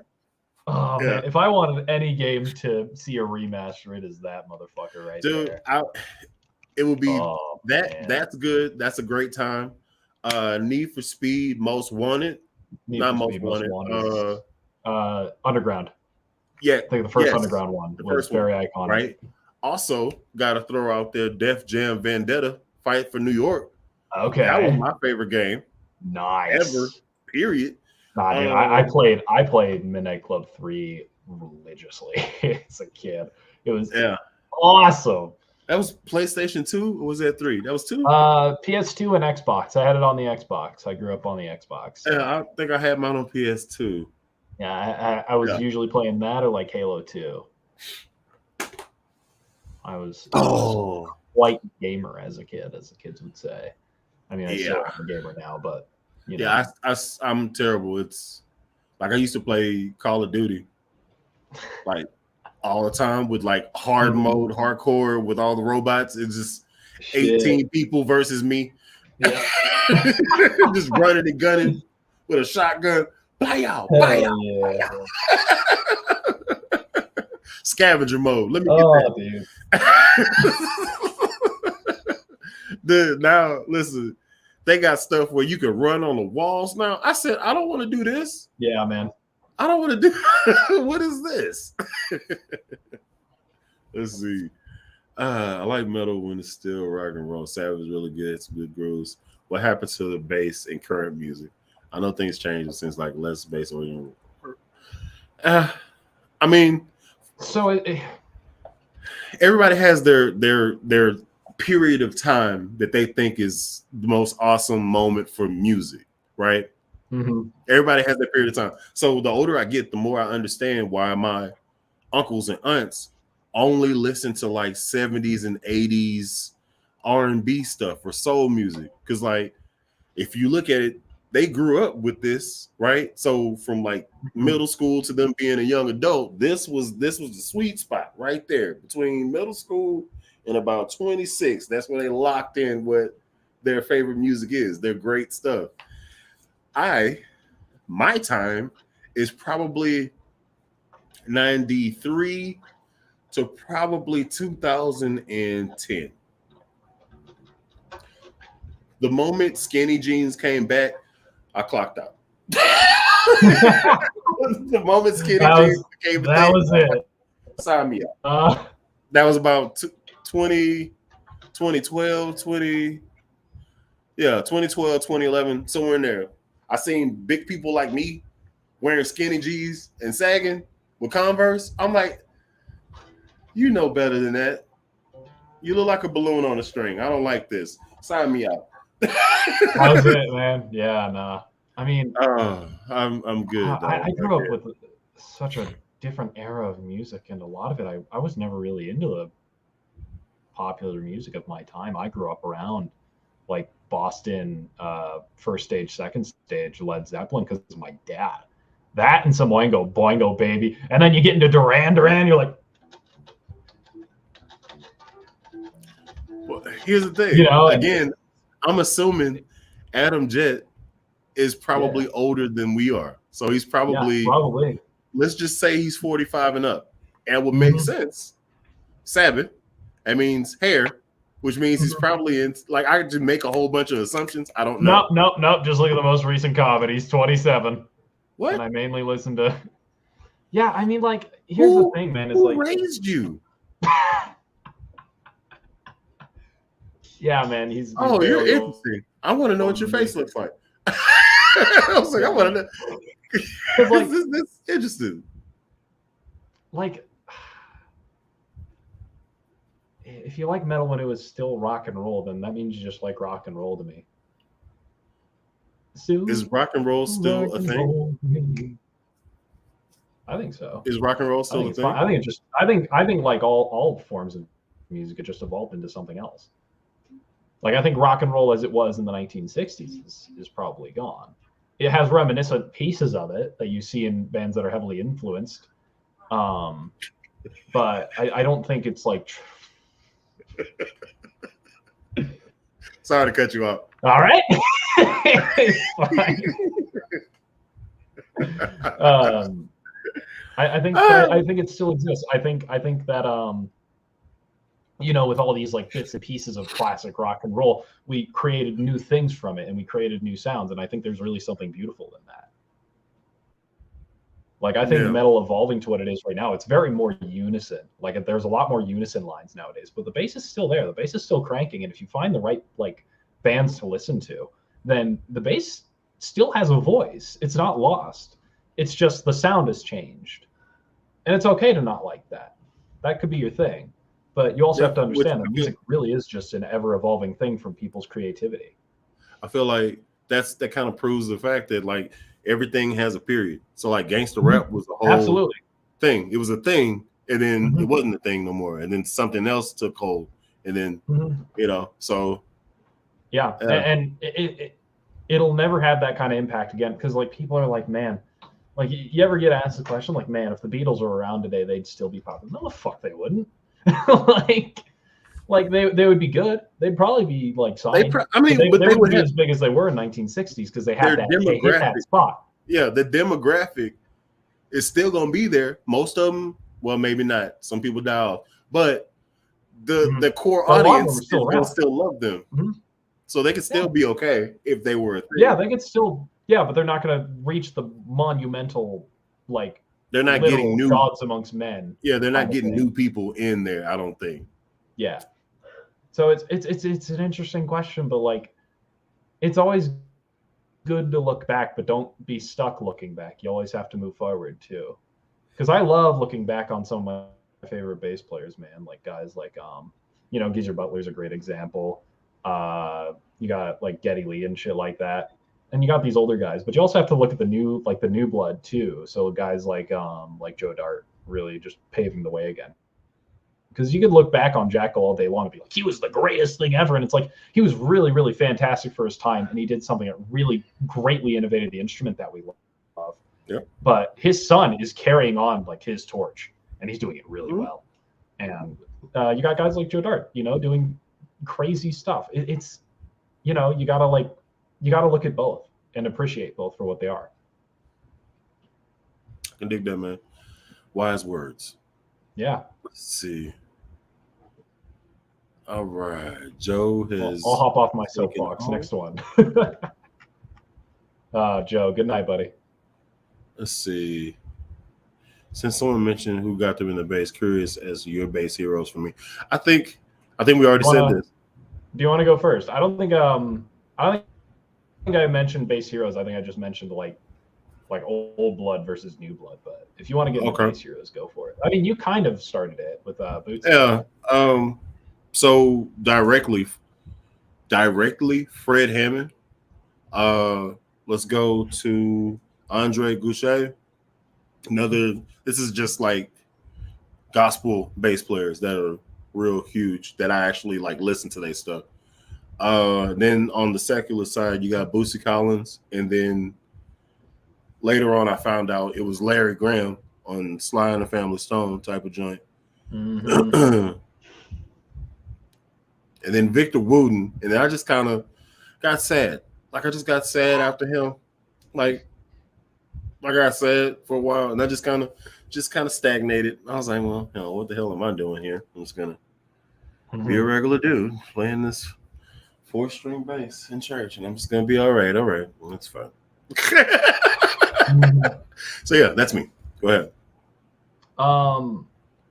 It's a funny story. I actually wouldn't be in this chair today if it weren't for Joe Dart. Like if it weren't for my buddy showing me Wolfpack's Madison Square Garden show, I actually probably wouldn't be here.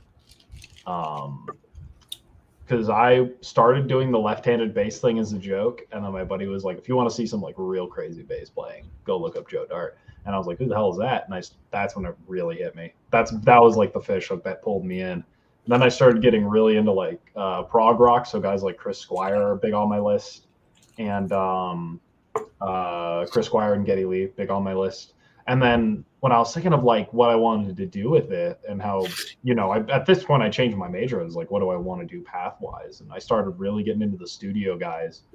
So I love guys like Sean Hurley, Ian Martin Allison, and shit like that, man. It's really great. I would say those are probably my top 5. I dig it. Ooh, here's something. You're trapped on an island. You have unlimited power to play a record. What records are you bringing to play at that island? This is the only thing you got, and you got to be there for 2 years straight. This is 2 years straight. How many records can I bring? 2. I would say 1, but one's you will be sitting here quiet for a while. You would go crazy. Yeah. You got to have a little something different. Okay. I have vinyl. I'm interested.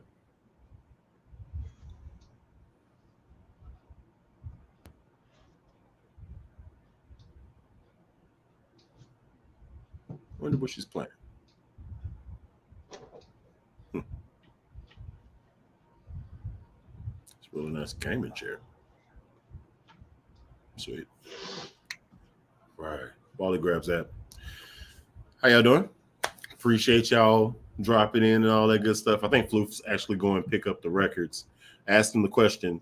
You have to be at an island by yourself 2 years. You can only bring 2 I've got them. Albums there. Oh. What albums are you bringing? I've got them. Go ahead. All right. Number 1 of 2 is Ripe's Joy in the Wild Unknown. This is just a fantastic album. This album came out in 2020, and I actually think that like it is one of the best albums really ever made. I mean, Corey Wong produced it. This band is a 7-piece funk band from the East Coast, from Boston, I think. And it's a fabulous record if you haven't listened to it already. And then my favorite record of all time, and I think this one goes down as like hands down the best record of all time. Marvin Gaye's "What's Going On." I love this record. I like the diversity. Okay. Yeah. Nah. Like I mean, "What's Going On" is Jamerson's finest. There's just no real doubt about that. I forgot Jameson. Yeah. Dang it. It's funny. Okay. He didn't directly have a huge influence on me, but he influenced everybody else that I like. So I have to pay attention to him, kind of thing. By proxy. Yeah, it's kind of like. Yeah, absolutely. You're Yoda, but I like Obi-Wan. Mm-hmm. Wait. Yeah, man. Sure. Right. Yeah. Cool. Yeah. So, what are your two? Let's see. If I had to take two, it has to be something that I can listen to over and over and over again.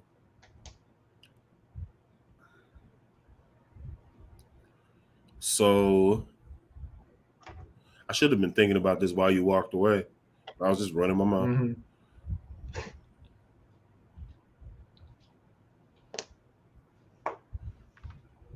Shit. It's hard. It's hard. Yeah, there's so many. Like, shit. So in my head, I'm like, it has to be something that's like no skips. Like I could just put this on and it's a vibe, right? Yeah. So you may not know this dude. His name is Life Jennings. His first album he came out with, 27 480 something whatever. He basically chronicles his story. It kind of brings you, like he paints the picture for you, type of deal. Kind of rad, actually. Yeah. He references his grandma. He references his time in jail, and he only got a record deal because he went to the Apollo Theater in Harlem, and like he kept winning. He kept winning. He just kept winning. That's awesome. They finally just like moved on because like he's washing everybody. Like he's very New York, so he'll show up with like braids and Timbs, and then sing high notes like a freaking. He just washing folks. Anyway, so that album, his first album, that's me. Second one is gonna be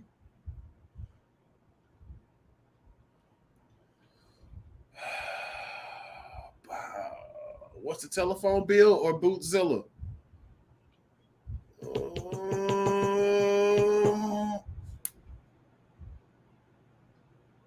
Damn it. Then there's Doggy Style and Chronic, Fugees. Dude, you run through one and you're like, this is it, and then you run. Dr. Dre to Chronic. So I got R&B, then I got rap. Cool. Yeah, Doggy Style. I like that. Yeah, let's go with that. I'll probably kick myself later because I'll be like, "What are you doing? What did you?" Fucking idiot. Anyway, that was great. That's a good question that I never gave any credence to until I asked you, and I was like, "Oh crap, that freaking door's gonna swing back." I thought you would have had an answer because you were the one that asked it, but I guess so. Nope.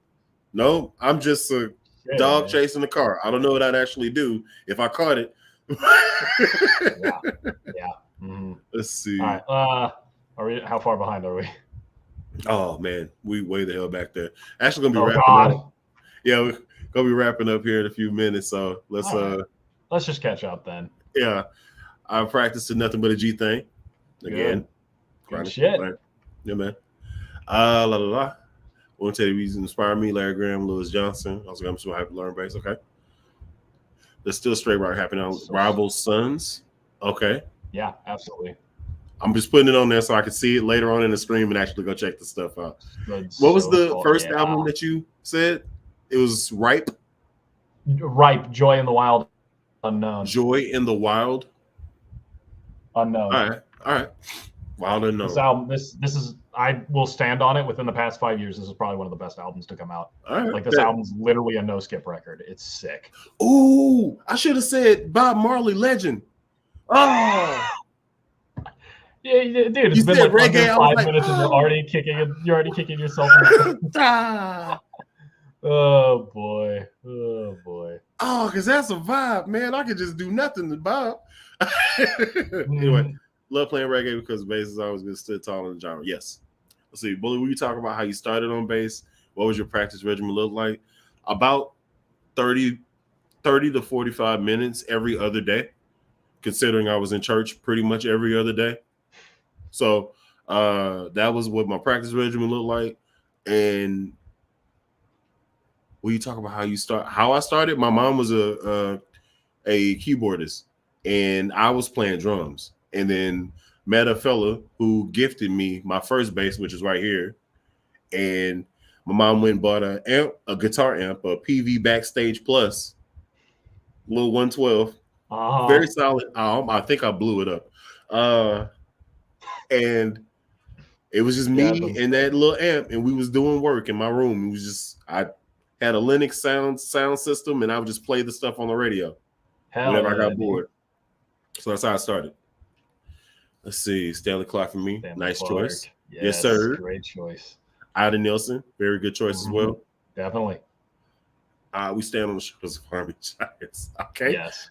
Does the island have electricity? Yes. That's how you play on the record. That's what I said. You're just isolated. We know some of those players. It's 2 albums. That's rough.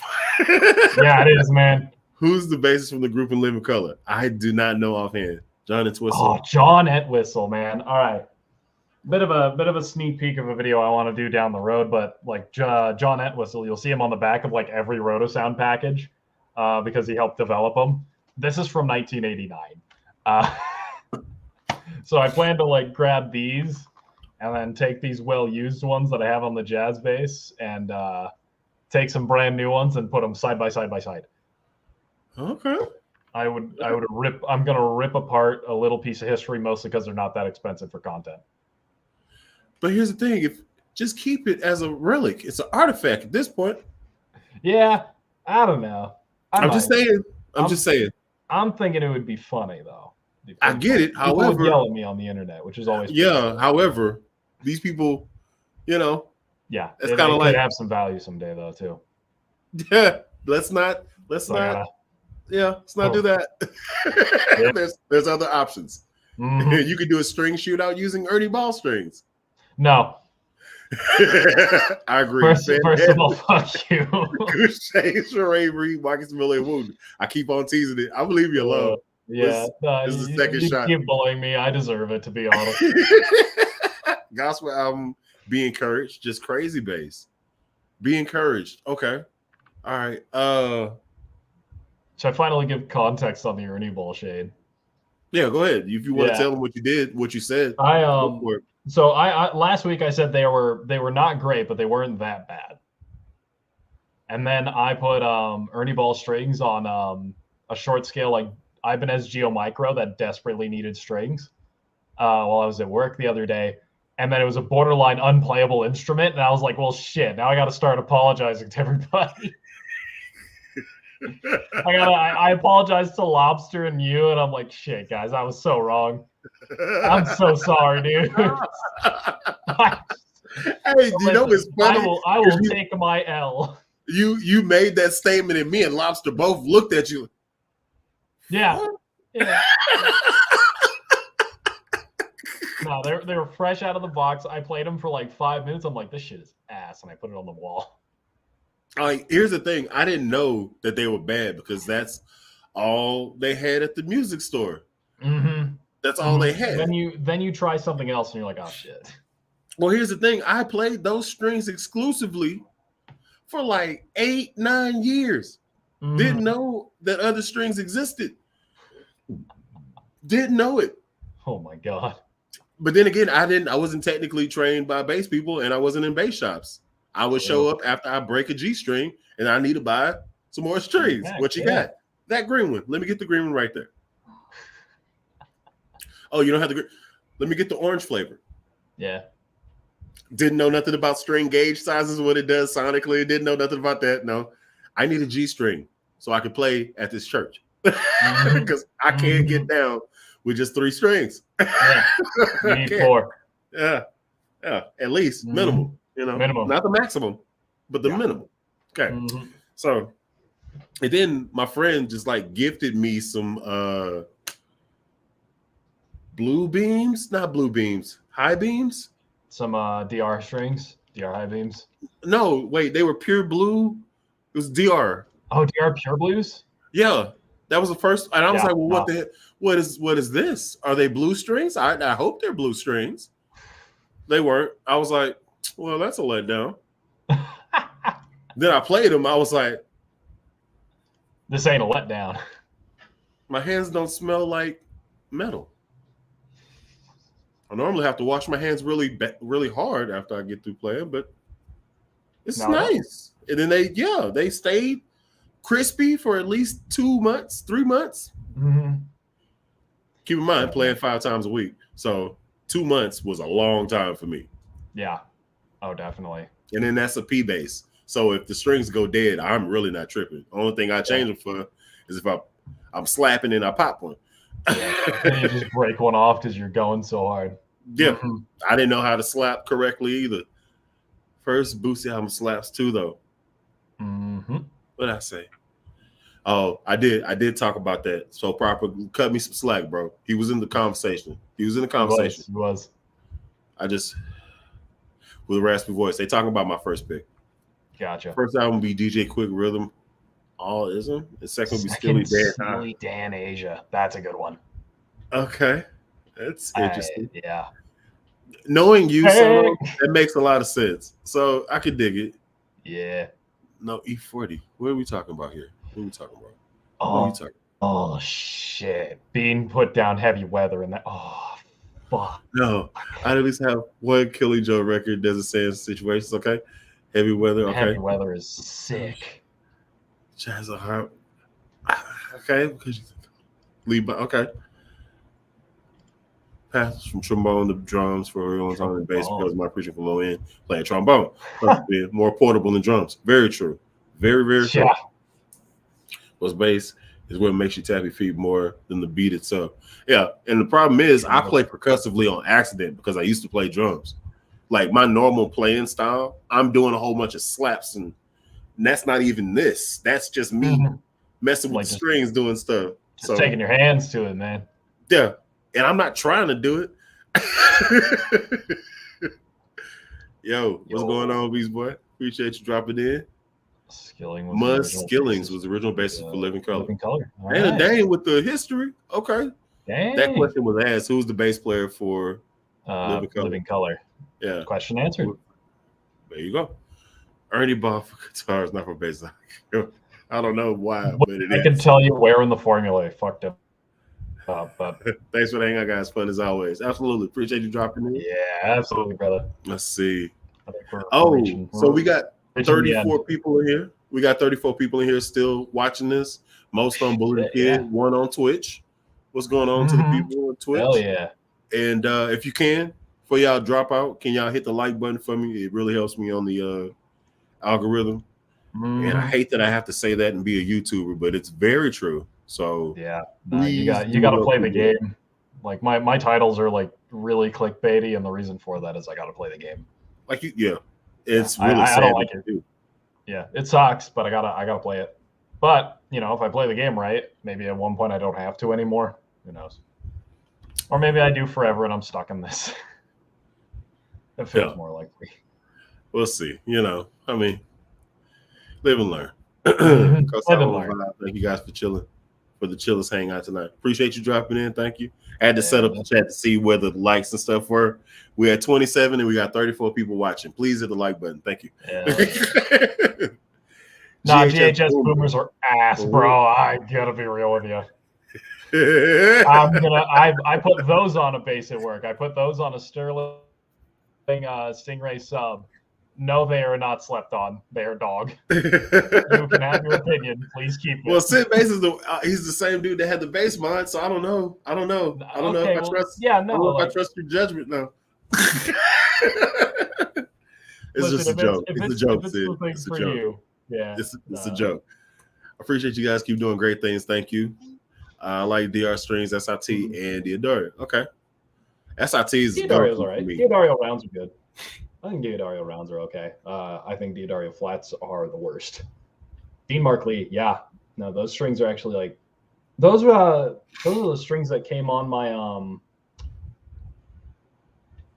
when I got my Jack Cassidy, that's the strings he had on, were Dean Markley's. They're interesting. I think they're all right. I don't have anything bad to say about Dean Markley. Like, yeah, neither do I. I don't, because I have these strings on hand now. Mm-hmm. I'm cool with what I have. It works for me. So I'm not really going out. I have Aurora strings, but that's basically just because I can have different flavors of stuff. You know, who doesn't like a colored string? You know, yeah, it adds a little fun. Like this. If I could just throw, I don't know, freaking yellow or something or white or whatever on this thing, it just adds a little. It's a little pizzazz, if you will, you know. Yeah, dude. Let's see. Hold on. Let me go back. Enjoy the bass hang. Love the energy here. Thank you so much, Chris. Appreciate it. What do you guys think about the Stingray 4 Double H?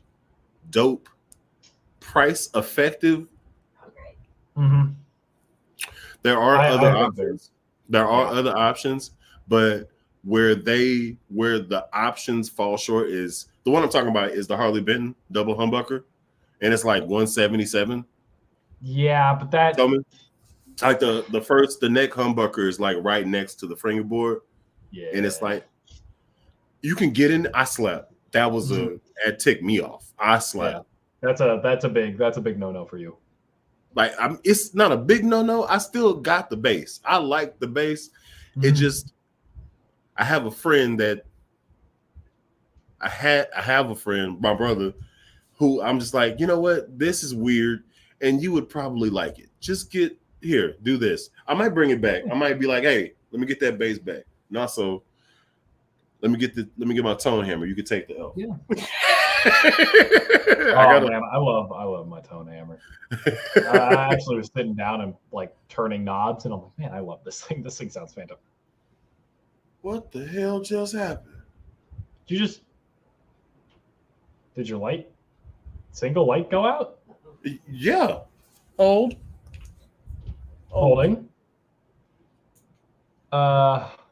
Anyways, I like the Stingray 4HH. I think it's a neato bass, honestly.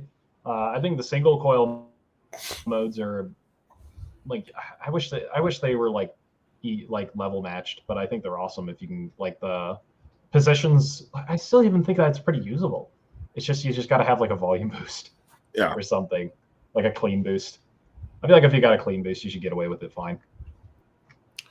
I like trying different rounds. Buying flats is like a commitment. So you got commitment issues. That's fine. Yeah, man.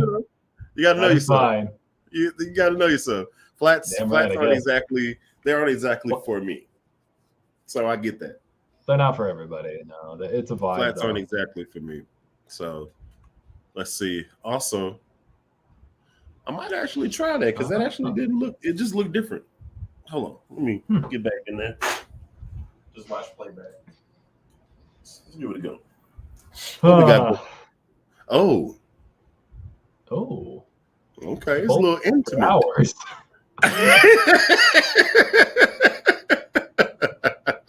Listen. For the whole stream, you got Bully, but now we're winding things down. Now it's Bully at night. Ladies, Tourmaline. Anyway, let's see. Also use early balls and guitars, not bass. I can dig that. Sono Jono. Yeah. Everybody likes Sono. Yeah, great in his face. Oh man, Sono is he got a new video out today, I think. Yeah. He put Geezer Butlers on the Supersonic, the Squire Supersonic ones. I did watch that. I did watch that video. It's the lime green joint. Mm-hmm. Yeah. He put the Geezer Butlers on it. It's pretty kicking bass now. Yeah. I kind of skipped ahead and I bookmarked it because I was on the plane and I couldn't. Nobody wants to hear bass when riding on a plane. I didn't have headphones. I was like, dang it. Yeah. I forgot to watch it though. Mm-hmm. 35 inches, 34, 35 are pretty tight. They are. Yeah, man. Yeah. Yes. Smiley. Silver Mountain Schecter with Fluence is underrated. QC in tones. What? With Fluence I'm gonna is say under... great QC in tones. Like I think it just autocorrects. Yeah, Schecter does their thing. Right underneath Schecter it does just their is great. But yeah, I never liked the body shapes that Schecter made. Really? Those body shapes really threw me off. Yeah. I never could get behind them. Man, let me tell Like, you some something. of them, I had I a think they six-string sound good. stiletto. I had a six-string stiletto with gold hardware.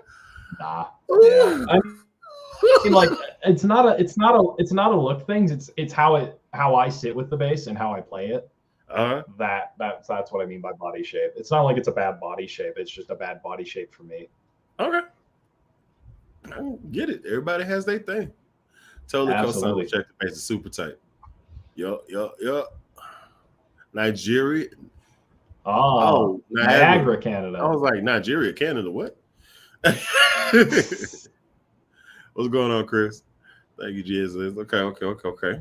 Are the same suckiness, yeah. Next. Yeah. So you learn about ear. Oh man, I wish for those days. Working on ear training now is an uphill battle. Did you ever take lessons? No, I didn't. Sporting roto sound flats at the moment. Okay.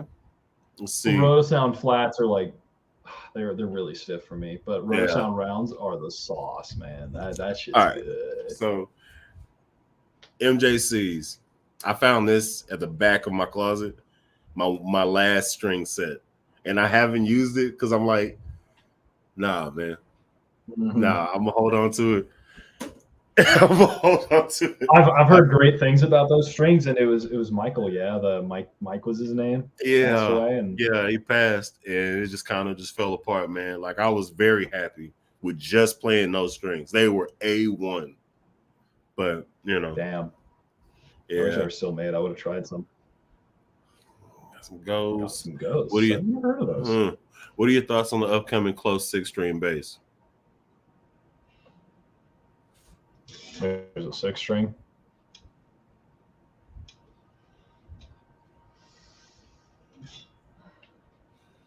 Okay. Timestamp 2:03:31. Okay. Timestamp. Future me. Type of email.